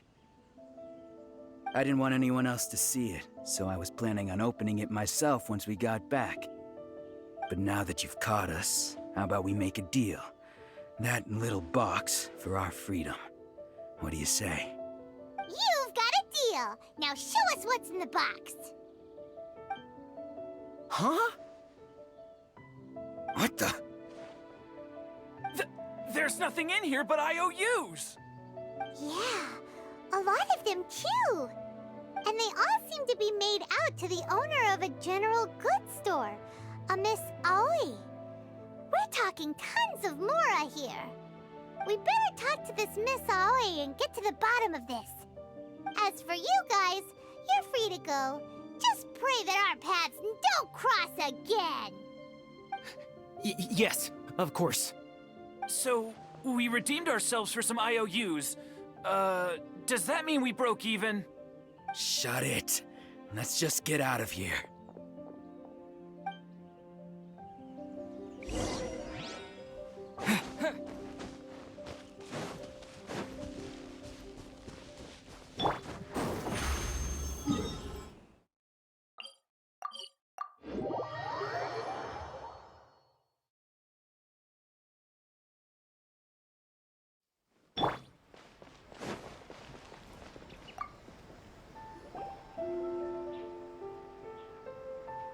Welcome to Tsukumomono Groceries.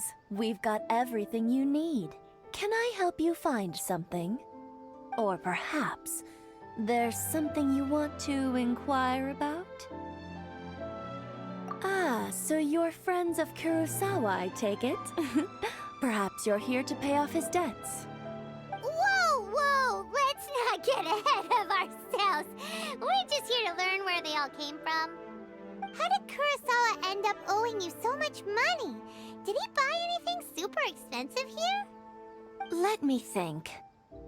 Kurosawa would come regularly to purchase large quantities of foodstuffs, He'd always put the payment on his own account. However, the price of provisions began to skyrocket recently, and his salary was no longer enough to cover the cost. So, he started writing out IOUs to cover whatever he couldn't afford of the usual amount. So that's how he was getting those emergency provisions. But why did he have to purchase a usual amount? If the prices increased, couldn't he just buy less? Well, if you think about it, the citizens receiving the emergency provisions must have been carefully calculating how much they needed to sustain them each time.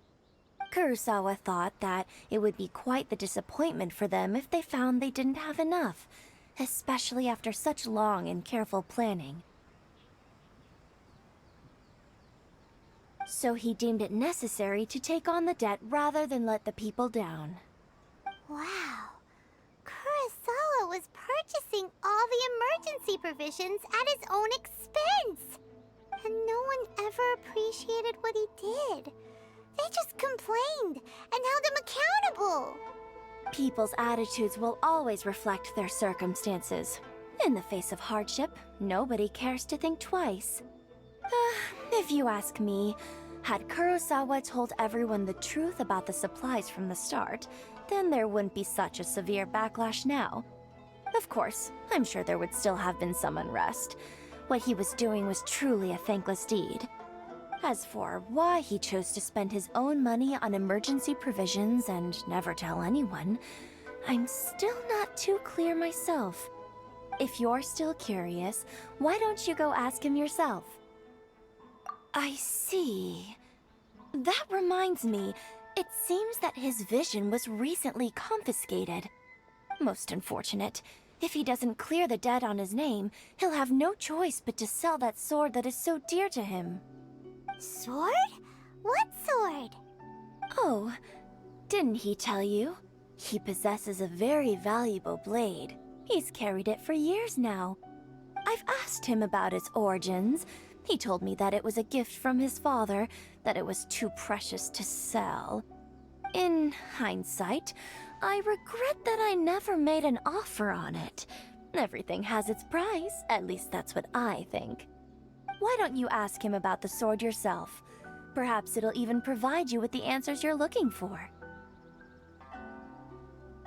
Oh, but before you go, if you would kindly settle today's bill. But we didn't buy anything!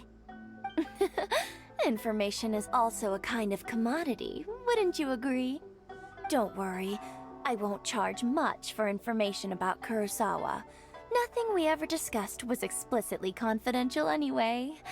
Oh, let me think. 2,000 mora should be a fair price. At least we now know where the emergency provisions were coming from. Plus, we found out that Kurosawa has a priceless sword in his possession. Let's go talk to Kurosawa again and see if he can remember anything.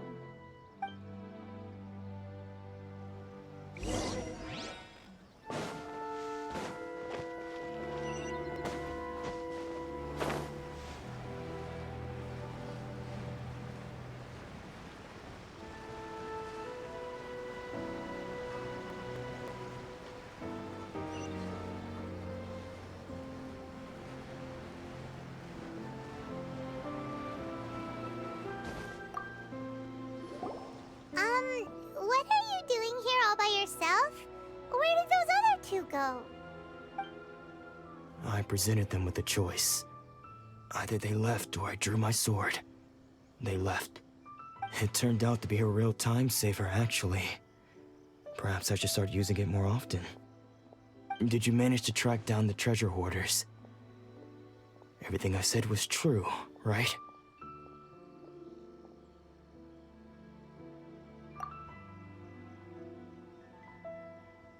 That just about sums it up. It turns out that you really were distributing emergency provisions, but they were all purchased at your own expense. Strange. Is that really the kind of person I was? I don't really have any such recollection. Even after all you've told me, I still don't remember anything. Why was I purchasing emergency provisions for everyone? And why would I put myself in such a difficult situation? I really don't understand. But I could not deny that when I brandished my sword to scare those two away, I could sense that my body was somehow reluctant to do so. This sword was once wielded by my father. I remember once when I was young, I wanted to sneak out with the blade and show it off to the kids next door. My father ended up catching me in the act and scolded me severely. What did he say? I can't seem to remember that either. It would seem that I forgot many important things when my vision was taken from me. So many memories gone. Forever. No matter how hard I try to remember. All I can remember now is my father telling me that this blade bore his life's creed. Before he passed away, he placed the sword in my hands and said to me, "With this sword, you should..."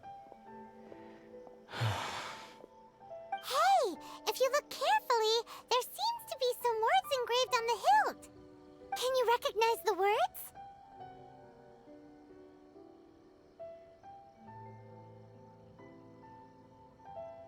Virtue and justice? Somehow those two words seem to explain everything now. Taking on seemingly endless debts to make others happy. I guess that must have been my greatest ambition after all. But what use are virtue and justice? I purchased the provisions for those in need. And look how things ended up. The Tenryo Commission seized my vision. And the very people I was so desperately trying to help refused to understand me. And the irony of all of it is, I somehow still felt sorry when threatening them with my blade. I'm incapable of being a good person, yet I'm equally unable to be bad. I don't know what to do with myself. Yet another troubled soul. When we get the chance, let's speak to Toma about Kurosawa's debt. The Yashiro Commission would surely help cover his expenses. In any case, we must never let him sell off that sword.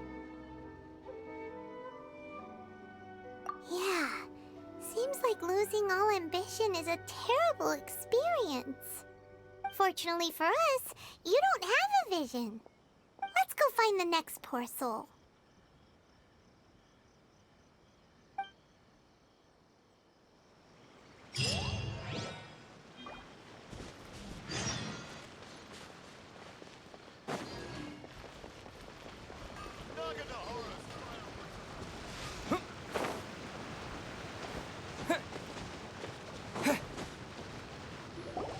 The third person who had their vision taken is supposed to be a famous sword master around these parts. Paimon heard that he's the present-day master of Meikyo Shisui art. Sounds pretty impressive. This is his dojo. Luckily, there's some people around. Let's go talk to them. Nanako, don't worry. Sensei will be fine. Those thugs that challenged the dojo were strong, but he fought them all off in the end, didn't he? Maybe, but things have gotten dangerous before in the past, but it's never shaken him. This time, though... It's just because he's been possessed, that's all. Once the exorcism has taken place, he'll be right as rain in no time. Hey there! Did something happen? Who are you? I don't care whether you're trespassers or just here to harass us while Sensei is impaired. Get out of here immediately! Don't make me draw my blade, or you won't live to regret it. No! You got it so wrong! We just came here to... Disciples? Yep. We've heard all about the mighty master of Meikyo Shisui art.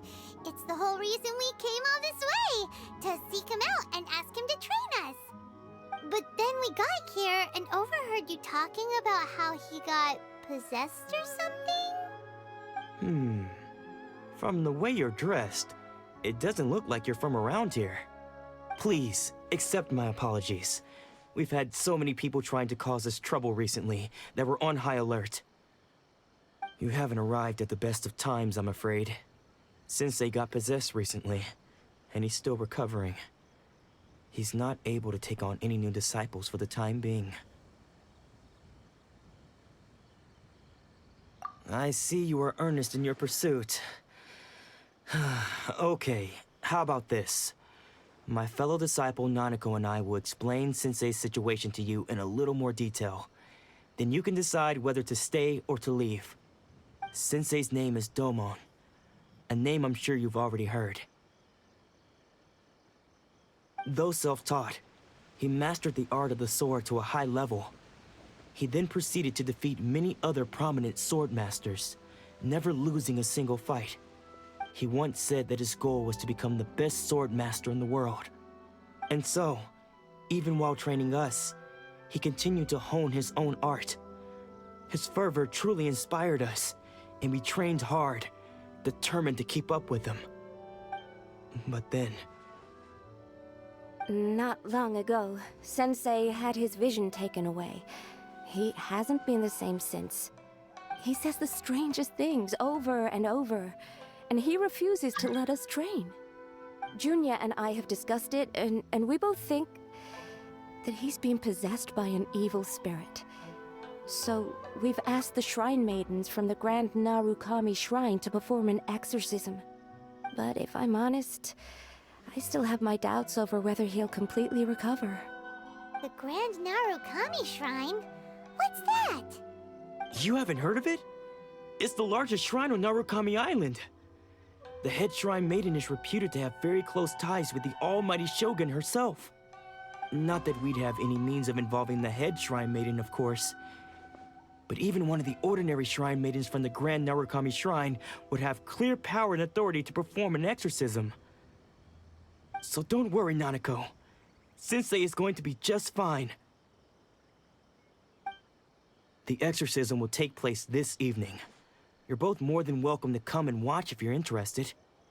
So, losing your vision can cause possession? Guess we should come back this evening and see for ourselves.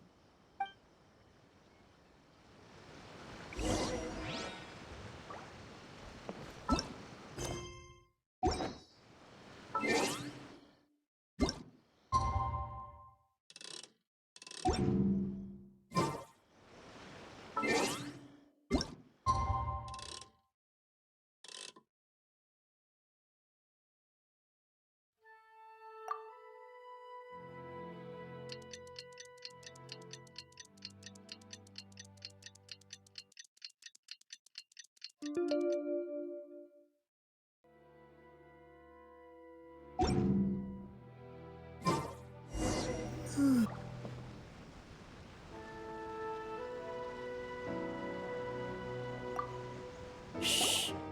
So you decided to come. It's a good thing you didn't arrive any earlier. You would have had to witness Sensei in one of his fits of madness. Just now, when Nanako was attending to him, she heard him whispering a few names to himself. When she asked him who the people were, he suddenly looked panic-stricken and pushed her away. It looked like he was in great distress. He was covering his ears and looking frantically around him with bloodshot eyes. All the while he kept calling those names. Some of them we knew, others we didn't recognize. But they all seemed to be the names of sword masters he had defeated in the past. One of them was Anzai. He used to be a fellow disciple of Sensei's, his senior, in fact. But Sensei defeated him in a duel many years ago, and he has been a wanderer ever since. Sensei wouldn't stop calling his name. Thankfully, the Shrine Maidens managed to subdue him, so the exorcism can finally continue. The ritual has now begun. All we can do is patiently await the result. Here's hoping Sensei will be back to his normal self very soon. Please, excuse me for a moment while I fetch some water. If he wakes up, he is sure to be thirsty.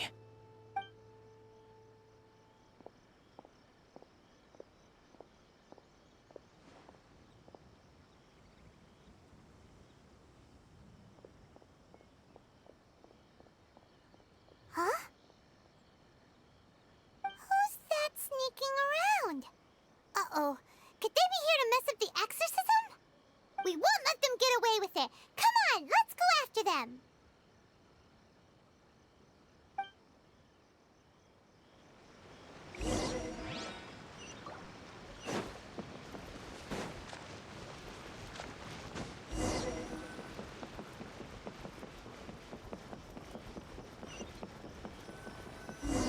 Is this definitely the right place? Let's look a little further up.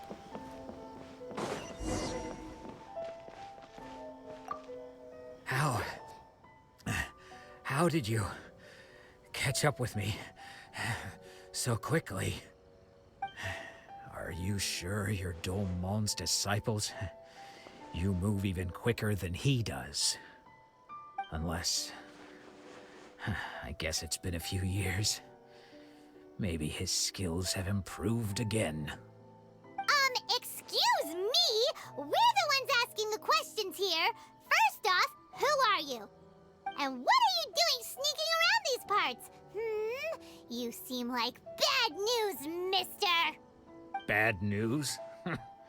I'll have you know I trained side by side with Domon back in the day, long before you ever showed up. I don't care to talk about that time anymore. But if you must know, I am Domon's senior. His senior? Wait, that means you must be... Anzai? Yes, that's me. Because I don't wish to see Domon or anyone else associated with him ever again. When we were young, we trained under the same swordmaster, studying Make-Yoshi Sui art together. I had begun training 5 years before him, and everyone looked up to me as a steady and dependable older disciple. Practitioners of Make-Yoshi Sui art seek to achieve stillness of mind, freedom from all agitation. So the majority of disciples are indifferent to rank and reward. I was no exception. But Domon was different. The first thing he did when he joined was go straight to our sensei and ask him, with a beaming smile on his face, how to become the best in the world. Sensei scolded him and told him that the art of the sword should not be used for such vain ends. Sensei said that coveting the title of the best swordmaster, barely days into his training, showed that he had a fickle mind, and that this would impede him from ever mastering the blade. I thought so too at the time, but Domon began making swift progress in his training, and even started catching up with me. Only then did I realize that it was Domon who had long since freed his mind from all agitation. He was consumed by his singular desire to become the best in the world. He sought nothing less than perfection in the art of the sword, and nothing could deter him from this goal, no matter what stood in his way. Sure sounds like he meant business. So how come you don't want to ever see him again? Because until he arrived, I was convinced that I would succeed our sensei as the master of Make-Yoshi Sui art. Of all the disciples, I was the most gifted. I had trained the longest. Everyone had high expectations for me. Domon's arrival changed everything. When we sparred, I lost not just the match, but my pride and my status too. I fled the dojo that day and never looked back. Later, I heard that he sparred with Sensei too. Sensei was advanced in years by then, and unfortunately that match used up every last ounce of energy in his body. After that, I wanted nothing further to do with him. Deep down, though, I still respected his mastery of the blade and his commitment to the art of the sword. So, when I heard rumors that he had lost his mind, my first reaction was to dismiss them as false. How could he, of all people, have lost his mind? His mind was the sharpest of them all. He had practiced Meikyo Shisui art to perfection. I decided to quietly come and see if it were true. Then, to my complete astonishment, I heard him call my name. I thought mine was a name he had long since forgotten. So you see, I came here not to cause him any harm. I just wanted to see for myself. Okay, you've heard my story. You should get back now. The exorcism is probably finishing. Seems like we got it wrong this time. He wasn't here to mess up the exorcism at all. Still, Paimon's not sure we should bring him back with us. Let's go see how the exorcism's coming along.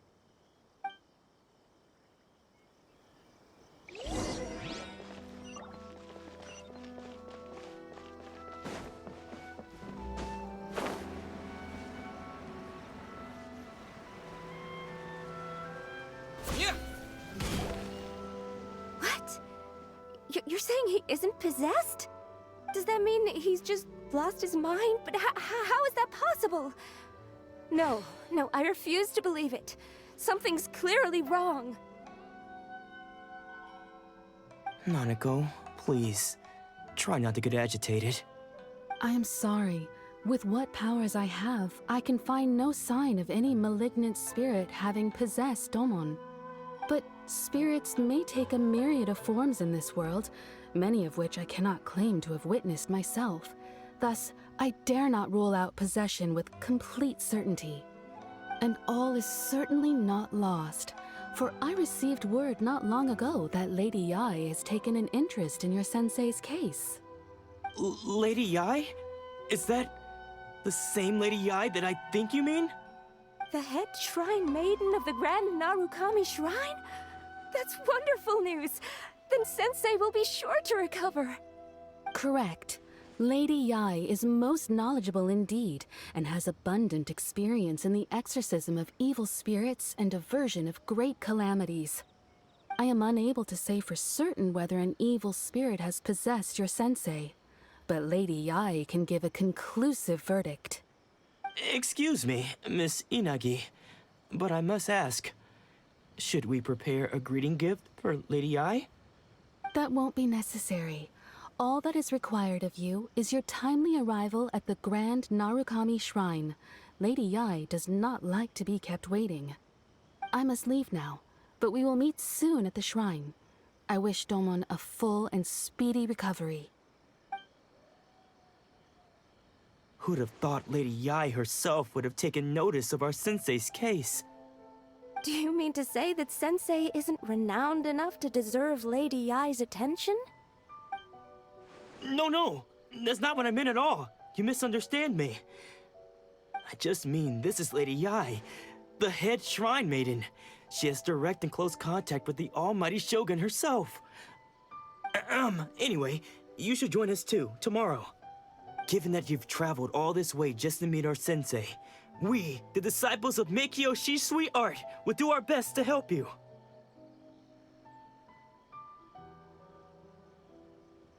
Sure! After all, everyone seems pretty excited about Lady Yae. We're curious to meet her too. Who knows? Maybe we'll be able to find out a thing or two about the Raiden Shogun from her.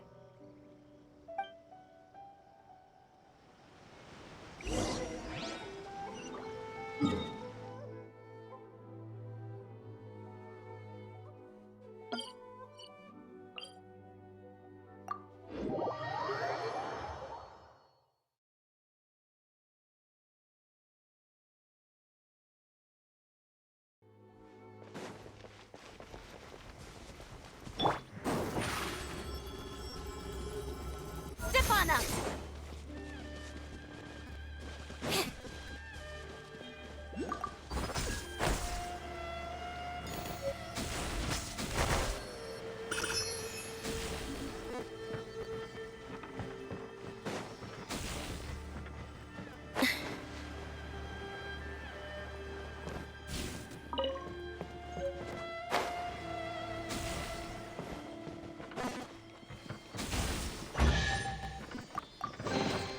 The scent of treasure.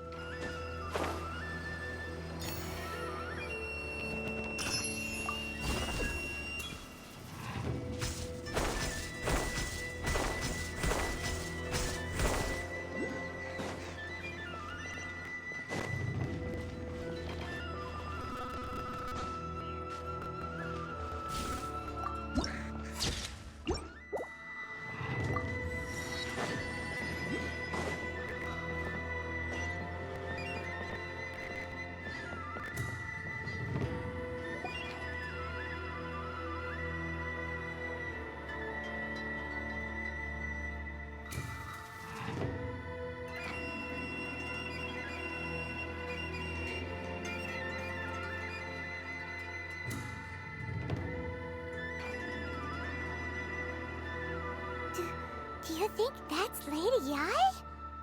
Oh, no wonder Junyo is so excited. She has a really striking presence. Also, is it just Paimon? Or did she look right at us just now? It was probably nothing.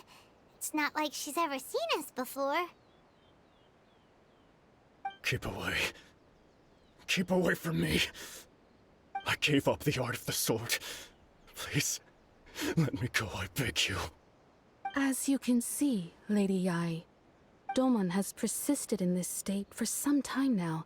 He appears to see those who have lost to him in duels past, gathered all around him to persecute him. Lady Yae, it must be a possession, right? This is nothing like him at all. In the past, no matter what came his way, he would always face it with a confident smile. I'm sorry. It is clear to me that your sensei is not possessed by any evil spirit. But then does that mean he... Yes. This is a change in the person himself. Unable to cope with the tremendous pressure he was under, he suffered a spiritual collapse. With his wits impaired, he finally descended into madness. As one who is thrown into the sea, though he fights back desperately against his predicament, it does nothing to prevent his descent into the depths. As for what has triggered this change, I believe it must be the loss of his vision. For to be stripped of one's vision is to be stripped of one's ambition. Stripped of his ambition? But Lady Yae, even without his ambition, why should he suffer such a dramatic change? How does that explain his descent into madness? Your school practices Meikyo Shisui art, does it not? Stillness of mind, freedom from all agitation. What a fine notion that would be if any in this world could ever hope to achieve it. There was once one who claimed to be indifferent to rank and reward, and who fled enraged when defeated by his junior. And then there was an aged swordmaster who was aggrieved enough that he crossed blades with a disciple he himself had taught. Then, what of the one who crossed blades with his own sensei and beloved fellow disciple, and defeated them both? Can one truly remain unagitated, of still mind in moments such as these? Lady Yae, I'm not sure I understand. The path of the Swordmaster is filled with twists and turns.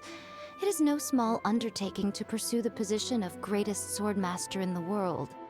It requires one to take their sword firmly in both hands and cut down the hopes and dreams of others, even those of one's closest companions.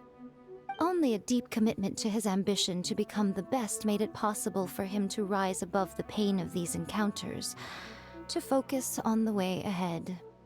When that ambition disappeared, he began to doubt himself. As he battled his growing anxiety, he slowly descended into the state you see him in now. Much like a certain fatally flawed friend of mine. Poor Sensei. To think he's been suffering so greatly. I'm sorry. It's all my fault. Father, Sensei, Ansai. That's enough. Huh? Isn't that Ansai? Where did he come from? Did he follow us the whole way here? Ansai, why are there two of you? Is that you or a ghost? You're here for revenge, aren't you? I knew it would come. I never should have. You're right to assume that my feelings towards you are far from kindly. But I didn't come here to settle a score. It's been so long now that I made peace with it years ago. You did nothing wrong that day. I couldn't face the humiliation. That's why I ran. I don't think most of the people you beat along the way would hold it against you. On the contrary, when you cut our ambitions short, we entrusted them to you, in the hopes that they might carry you further. Now I know that we can't place our hopes in you any longer, since you've been stripped of your ambitions too. But that is no reason to strip them of theirs. Follow the way of the sword all the way to the highest peak. You taught them that, didn't you? But what if one day, the same thing happens to them? I put everything I had into trying to become the best. But what if it was all a huge mistake right from the start? If there's a chance they'll end up like me one day, I'd rather they stay where they are now than go any further down this path. Have you asked them what they think? Sensei, after you rescued me from the hands of the pirates, I told myself I would follow in your footsteps for the rest of my days. I can't know whether I will suffer in my future as you do now. All I know is that here and now, in the present, I wish to continue. I want to keep going until the day that I can stand before everyone with my head held high and announce that I, like my sensei Domon before me, am a master of Meikyo Shisui art. Nanako's far from the only one. Actually, all of us think that way. Goodness. Well, You see? You can place the ambition you once had in their hands. Being stripped of your ambition is something that's never happened to me, so I can't claim to understand it. But I do know what it feels like to have your ambitions crushed. That's what happened on the day that you so effortlessly defeated me. So, just as I once placed my ambitions onto you, it is time for you to release yours into their custody. You are not in the same position that I was. When I left, I had nothing to my name. But you have a great number of worthy disciples. I understand. I'm sorry to have made you worry for me, and for the state of Meikyo Shisui art. I no longer have the resolve to become the best in the world. The emptiness and suffering inside of me will not abate, so I cannot hope to still my mind and be free of agitation. But as your sensei, I shall commit to imparting unto you everything I have learned in my life so far. This is my promise. And I humbly ask Anzai, my senior, to hold me to my word. You can count on that. I'd be checking in on you occasionally anyway, just to make sure you hadn't lost your mind again. But I am now used to the life of a wanderer. I do not belong in the dojo anymore, so I will simply stop by once in a while to make sure you aren't cutting any corners with them. Well, don't just stand there staring at me. Say thank you to Lady Yai and then get yourself back home.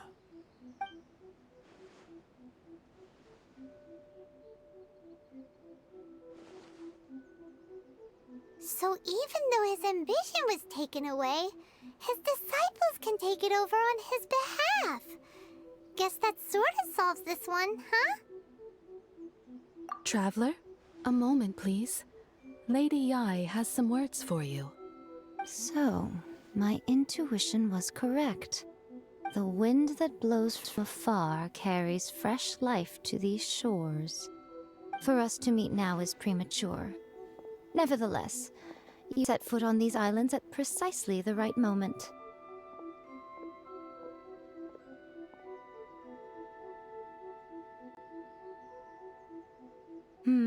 I have high hopes for you, child. Don't disappoint me. Ooh, Lady Yai seems to have taken a real interest in you. She seems super mysterious. Paimon's so curious what she really meant by all that. We can come back to it another time. For now, we should go report back to Miss Kamisato.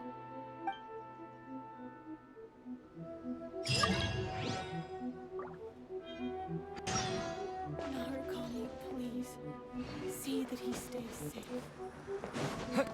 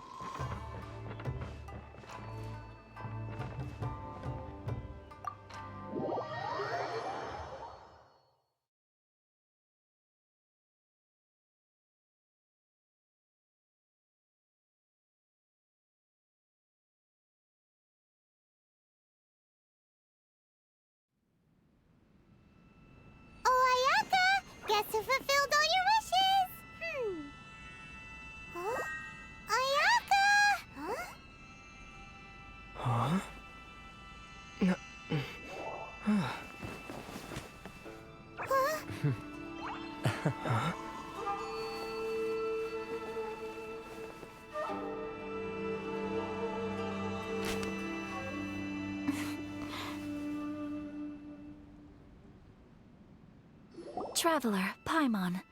It is a pleasure to finally meet you both face to face. I have heard all about how you helped our 3 friends. My sincerest thanks to you. Yeah.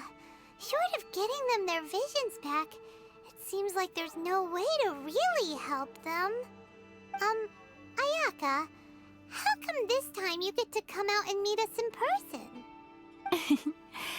Because now that you have done the 3 things I asked of you, I consider you to be my friends. As you will observe, I dispense with the screen for Toma also. Mm-hmm. Wait a second. But isn't Toma your, servant? Paimon's happy to help and all, but Paimon sure as heck did not sign up to be a servant. Oh. Paimon, you are most entertaining. Toma is first and foremost my friend, and was so before he ever became my attendant. Oh, okay then. Ayaka, you seem pretty different out in the open compared to how you are behind the screen. Alright, we can be friends. Thank you both kindly. Back to the matter at hand. You have now witnessed the pain of those deprived of their visions. What are your feelings on what you have seen?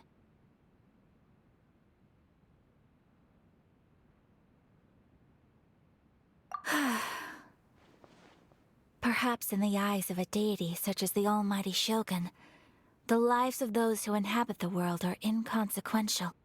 Thunders roar, lightnings flash, the winds assault, and the rains descent. All these things take place with no regard for the feelings of the common people.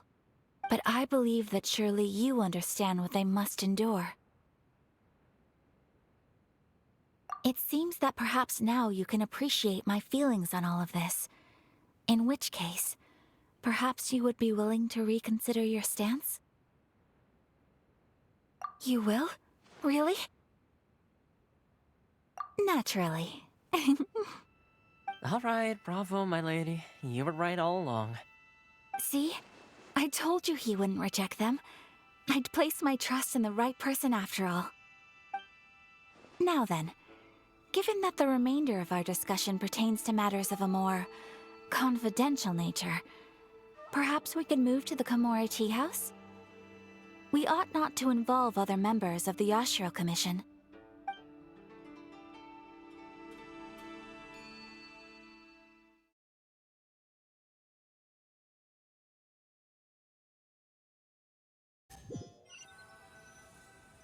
Well, here we are again. Please continue without me. I'll keep watch. So, what's the deal with this place anyway? What makes it your favorite meeting spot? This is land that was gifted to the Yashiro Commission by the Shogun. The Kamisato clan has the exclusive right to plan, build, and repair any property on this land, and even to allow or deny access. Such privileges exist due to the Yashiro Commission's role in managing ceremonial affairs. Oftentimes, it is not appropriate to discuss details in front of bystanders. Oh, Paimon gets it! Gotta keep a bit of mystery, right? Once the number of ceremonial affairs conducted in the city began to decline, our forebears built a tea house here. Only members of the Yashiro Commission are permitted to come and go as they please. Makes sense. Perfect place for a secret base. In any case, we can talk freely here. I presume you have a few questions that you wish to ask me?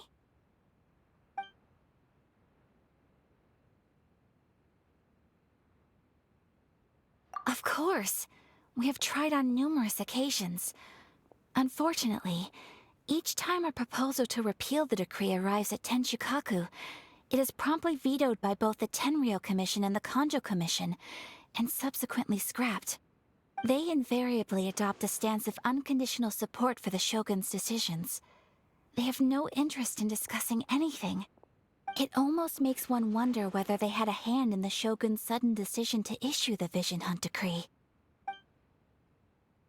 The issue is this. For the vast majority of people, the Vision Hunt Decree is something that has no implications whatsoever. After all, it is but a tiny minority of people who receive visions. Moreover, it is not unknown for visions to spark jealousy in others. Because of this, the attitude of most people towards the Vision Hunt Decree is one of indifference. How can they be like that? Paimon's getting mad. Nevertheless, in addition to us, there is also the resistance on Watatsumi Island. Resistance? You mean like an army fighting against the decree? Yes. Many who have lost or fear losing their visions have rallied together under Sangonomiya on Watatsumi Island to form a resistance group. To say a little more about Sangonomiya, historically, there has always been some conflict between them and the shogunate of Narukami Island due to their different belief systems. But I do wonder whether there may be some other agenda behind their resistance movement, beyond merely fighting the Vision Hunt Decree. The almighty Shogun. I've seen her on but only a few occasions, most of them formal ceremonies. She inspires awe, commands respect, and exudes a sense of absolute authority. But as I recall, there was something else about her that struck me even more deeply. It was her almost complete lack of any emotion. In that sense, she appeared to me to be less of a ruler and more of, well, an executive official, I suppose. Focused exclusively on her single goal of implementing eternity, acting accordingly without feeling. Ooh, Paimon has a question though. Oh? What would you like to know, Paimon? Have you got a plan yet to fight the Vision Hunt Decree? To be honest, we do not. What?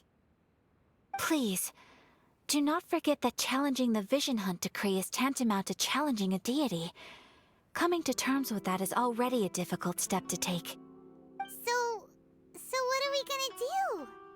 Well, for the moment, all we can do is try and reduce the harm that is being caused by this decree.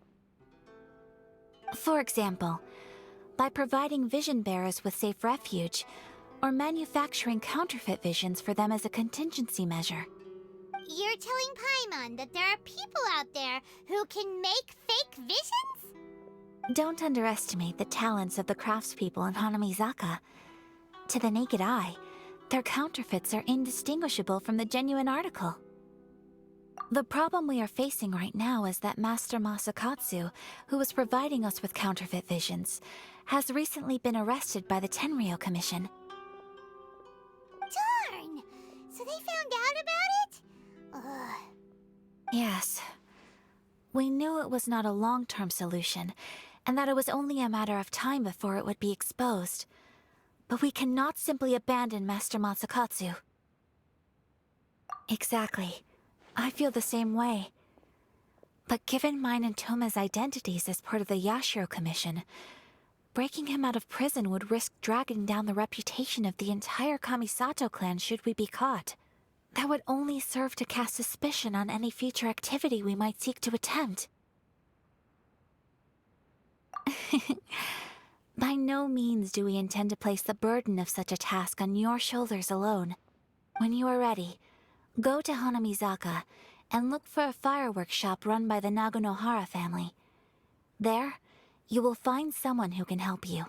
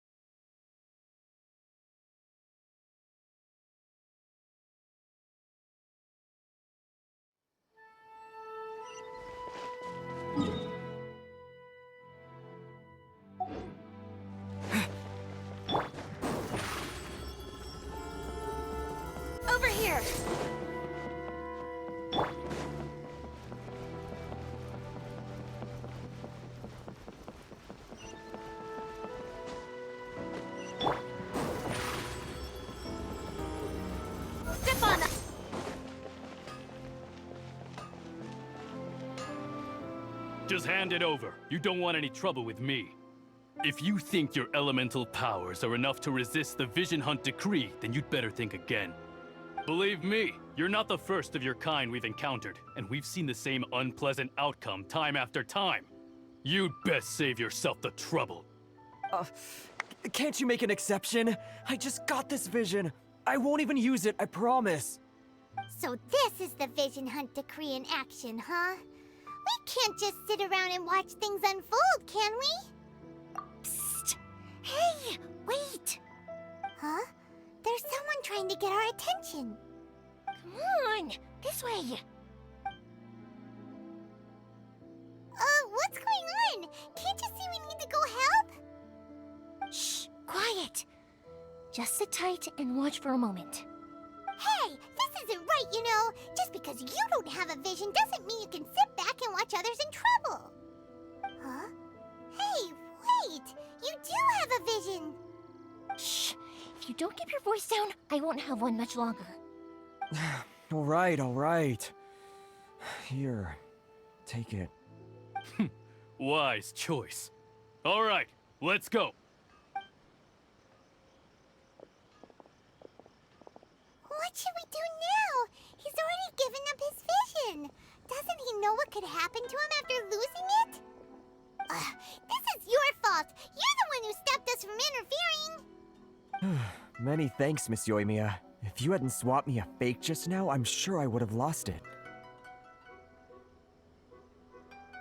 No worries. You put on quite the convincing performance. Oh, so that's what's going on here. And to think Paimon was about to unleash Paimonial wrath on Miss Yoimiya. Sorry about that. Think nothing of it. I could tell from your reaction we were on the same side. You just didn't know it, you know? Oh, right. Allow me to introduce myself. I'm Yoimiya, the current owner of Naganohara Fireworks. It ain't much, but it's honest work. Great to meet ya. Practically everyone on Hanamizaka knows Yoimiya. She's the queen of the summer festival. Without her and her fireworks, summer on Narukami Island just wouldn't be the same. Whoa, that's quite the introduction. Paimon loves fireworks. It's nice to meet you. Stop it, Hanjiro. You'll embarrass me. As for thanking me, you'd be better off thanking Master Masakatsu. He's the one that gave me the fake visions in the first place. His handiwork allowed me to keep my own vision. Whew, I can't even imagine trying to run the business without it. Ugh. Yes, Master Masakatsu is a good man. It's too bad good people seldom get the recognition they deserve. Master Masakatsu? Huh? Do you guys know him too? You don't say! Then it sounds like the Shirasagi Himegimi has a plan. Awesome! I've been thinking about breaking him out too recently. But if I just marched straight in there by myself, I'd probably get Miss Kamisato in a whole heap of trouble. So, what about if I join you instead? Sure, welcome to the team. Ayaka told us to go look for help at a fireworks shop. She must have meant you. Seems like I finally got a new job to do. Besides hiding vision bearers in my shop, that is. So, Master Masakatsu is being held at the police station. I've already surveyed the area and found a way in. Whoa, talk about a reliable source. Seems we've got the right person on our team. Not bad, huh? Let's go as soon as everyone's ready. Don't worry, Master Masakatsu. We're on our way. Time to break him out!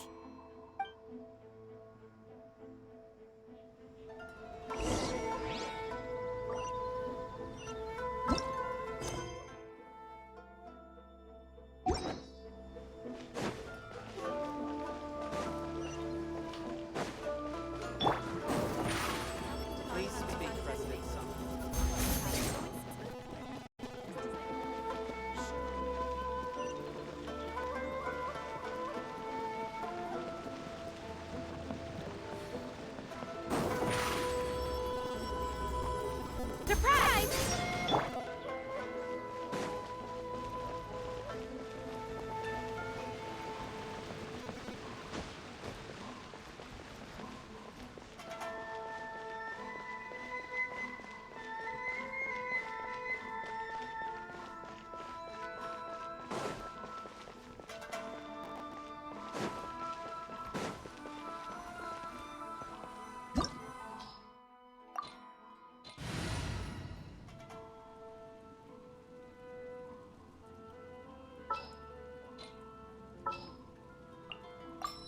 Ready when you are.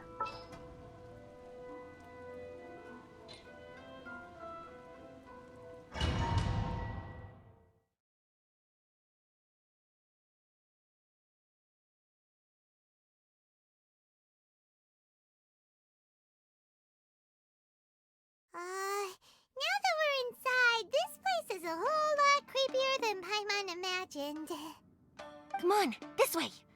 As long as we stay quiet, we've got a good chance. I certainly wouldn't want to end up locked away in here.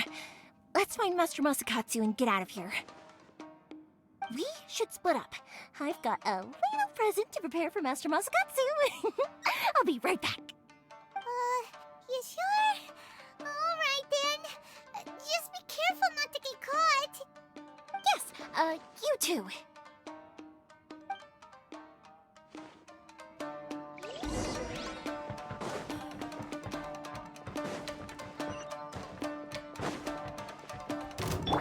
Let's light it up!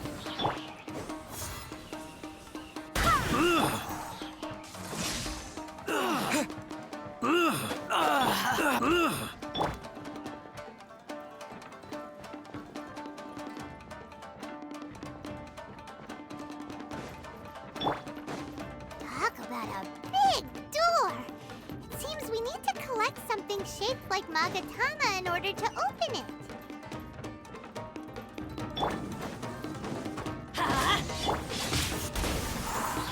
Dodge this! Lightning flash! Barbados! Goodness! Teamwork is a dream! Freeze! What? Yeah!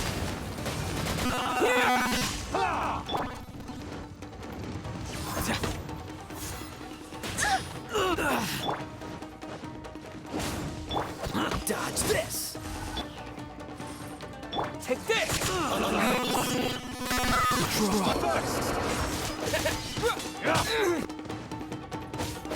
I must withdraw. Here!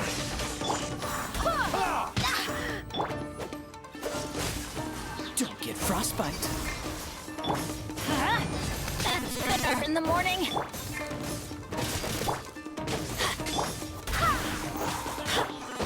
Lightning slash! Everybody stand back! Let's go and splash! Thunderclap! Freeze! Here! I need to train harder.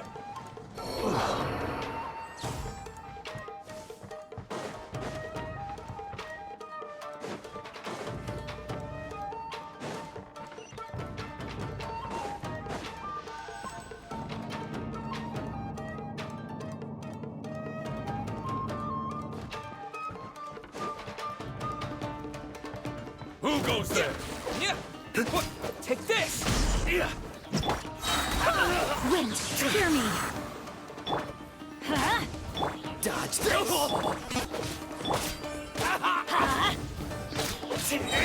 Going in! Lightning slash!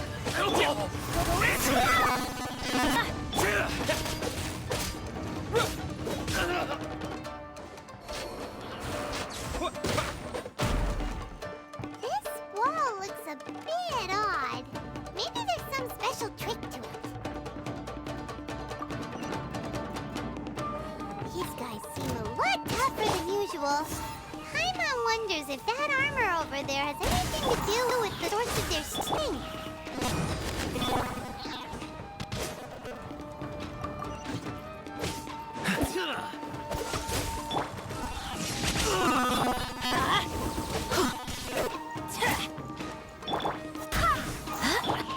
This moment will be frozen in time.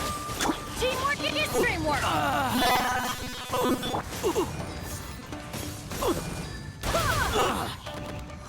Take this! I must withdraw. Teach you a lesson. Soldiers, quick! Show me what you got!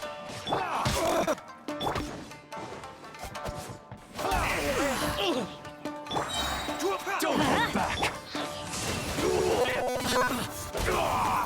Dodge this!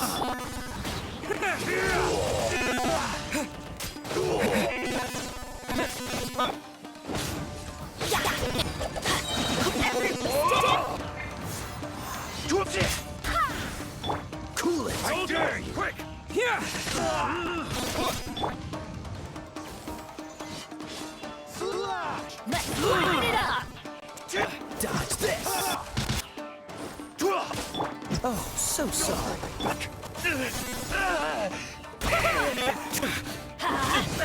Get them!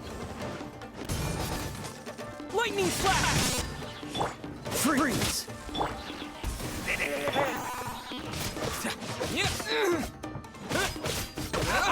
I dare you! Show me what you've got! Withdraw. Who is what?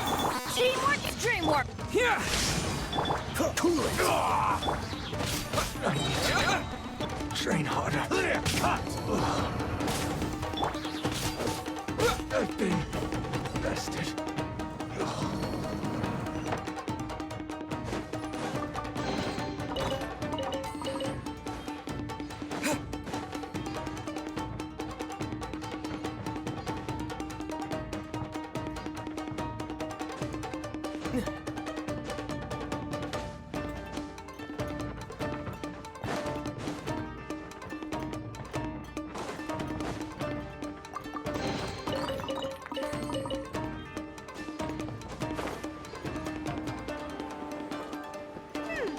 Doesn't that Magatama shape look pretty similar to the grooves on the door over there?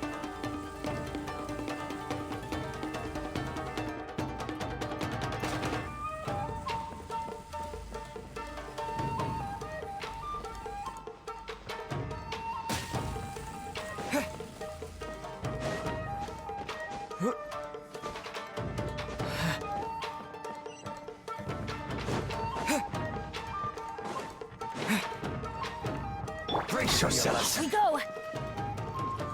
Show me what you've got. Why do they never miss? I don't hold back. Dodge this. Show me what you've got.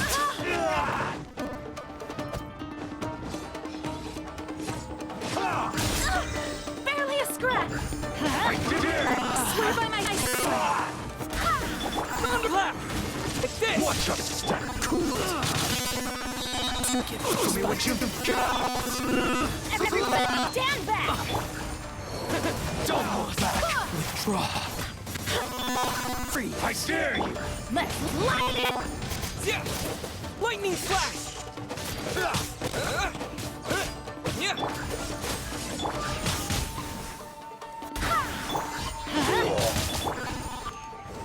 Don't hold back. Yeah. What's the...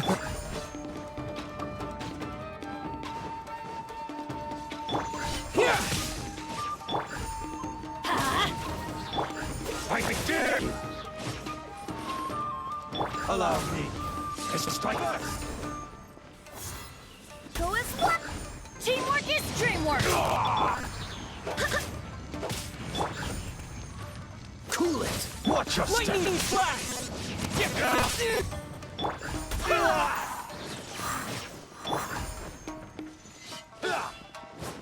Let's light it up. Don't Freeze. Take this. That's gonna hurt in the morning.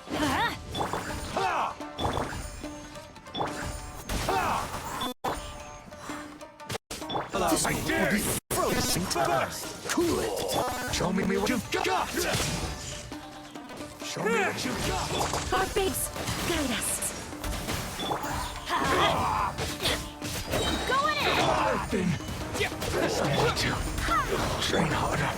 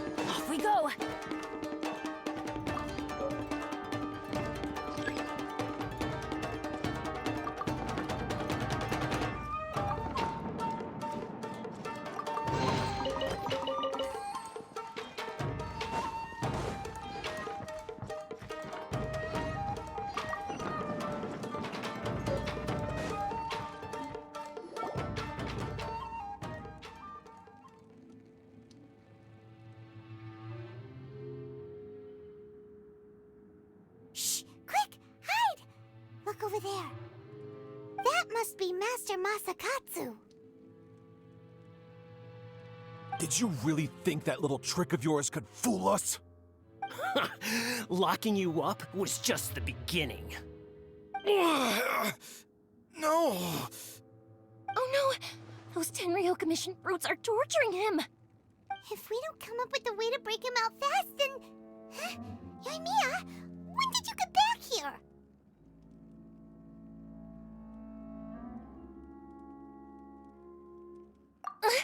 I can't bear to watch. If anything happens to Master Masakatsu, our whole plan will have been for nothing. Hey, you there! What are you doing? Ma'am. We were just teaching him a little lesson, that's all. Huh? Who's that? That's Gojo Sara, adopted Make way, let me have a look at him.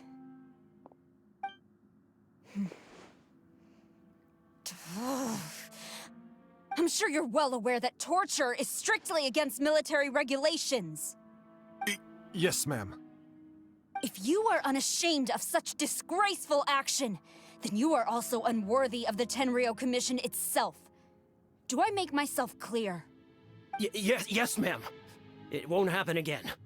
Oh, Paimon sure wouldn't want to get on her bad side. Hey, this is our chance. Let's move while they aren't watching Master Masakatsu. Yoimiya, are you sure now's the right time? Who is that? Quick, go and investigate. Yes, ma'am. They're coming! Quick, hide! Sorry. I didn't mean to.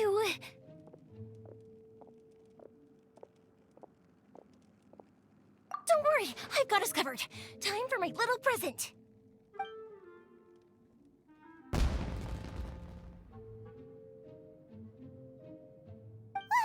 Fireworks? Huh? Was that an explosion? It sounded like fireworks. Quick, let's hurry!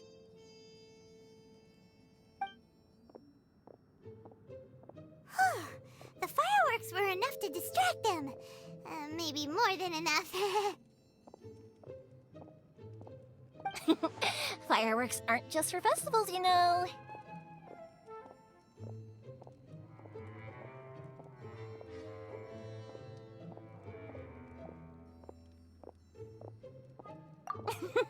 I was particularly proud of this batch. I decided to.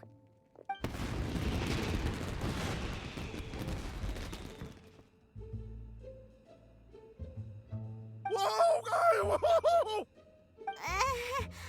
Yoimiya, this is turning into a bit of a fireworks display.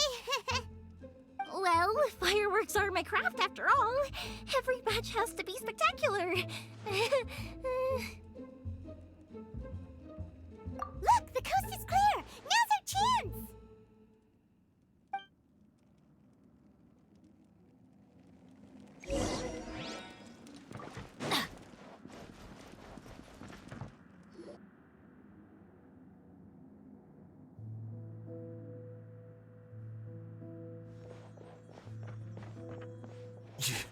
Yoimiya, is that you? Master Masakatsu! Sorry we took so long. Oh, those awful guards. Come on! We've got no time to lose! They could be back any minute!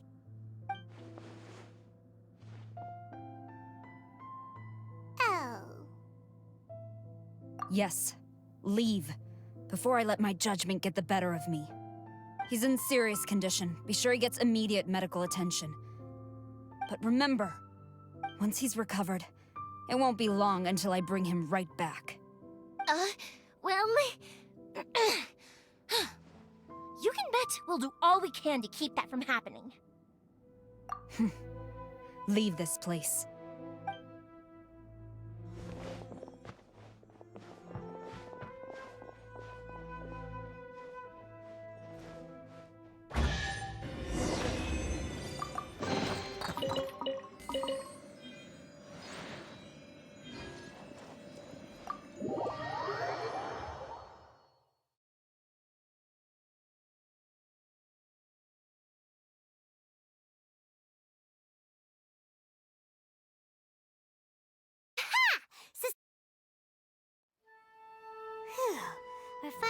out of that creepy place. Yes. Finally, I've made it out of there. Master Masakatsu, how do you feel? Can you hold on? Don't worry. I think I can make it to the infirmary without keeling over. Thank you. All of you. I'll take him to get treated. I'll treat you to a round of drinks once this is all over. Don't worry about us. Just take care of Master Masakatsu.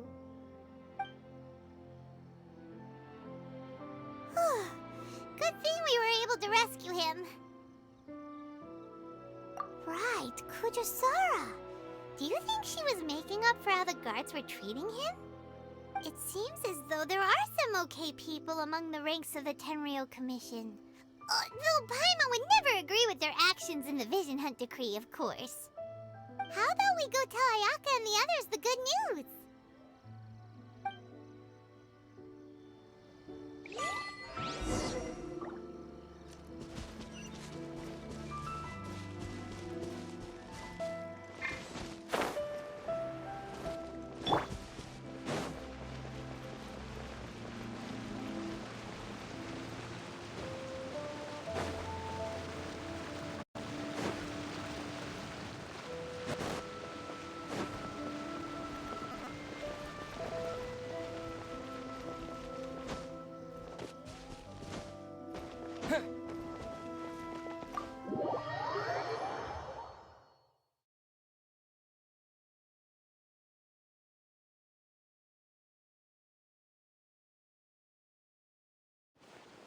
I see. So Kujosara stayed her hand. It would appear she still has some honor to her. I wonder if we should try establishing contact with her. Perhaps we could coax out some information. Unlikely. Don't forget, Kujosara is also carrying out the Vision Hunt Decree. She obeys the orders of the Raiden Shogun without question. In her eyes, Master Masakatsu is of no threat to the decree. This is why she was so willing to allow his escape. If our true motives were ever divulged, she would act against us without a second thought. True. Though if you ask me, Master Masakatsu's release is an unexpected blessing. We are now one step closer to victory. And we couldn't have done it without Yoimiya and the Traveler. You're turning out to be even more reliable than we expected.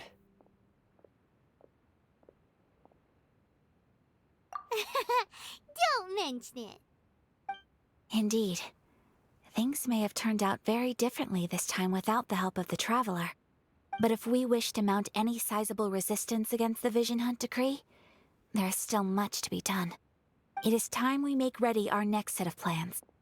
There's no need to rush, my lady. Things seem to have taken a turn for the better, at least. Not only have we rescued Master Masakatsu, but our list of allies appears to be growing. Yes, which reminds me. The Tenryou Commission seems to be making preparations for a celebration. They call it a ceremony of sorts. And the number of samurai out enforcing the Vision Hunt Decree seems to be waning. The days ahead may be more peaceful than usual. A ceremony, you say? Why would such a task be left to the Tenryou Commission? I don't know, but I'm sure it has nothing to do with us. Anyway, with the Tenryou Commission busy with preparations, we should have a little more breathing room than usual. You do present a good point. Being in a constant state of alert will only tire us further. Perhaps a period of rest is in order. Toma, what would you suggest? I'd say a celebratory feast is in order. Might I suggest an evening of hot pot together? Funny enough, I learned a new hot pot game recently. I'm sure you'll find it quite amusing. A hot pot game? What's that? Well, as long as it has to do with eating. Simply put, every person prepares an ingredient to add to the hot pot. Once the meal begins, we add all the ingredients together. Then we take it in turns to close our eyes, pick an ingredient out of the pot, taste it, and guess whose ingredient it was. Anyone who guesses correctly can go again, and whoever finishes the meal with the most points is declared the winner. Tradition even has it that the winner receives blessings from the god of hot pot. Don't you think it sounds like fun? I've been wanting to give it a try. In fact, I've already got my ingredients prepared. You really do want to play, huh? Well, sounds like we've got our work cut out for us. Time to gather some ingredients. But what should we choose?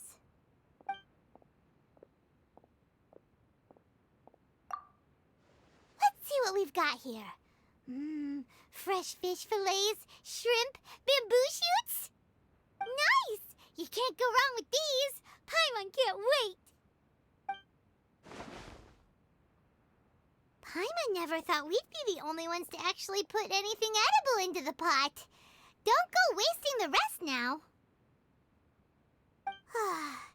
This was possibly the scariest looking hot pot Paimon's ever seen.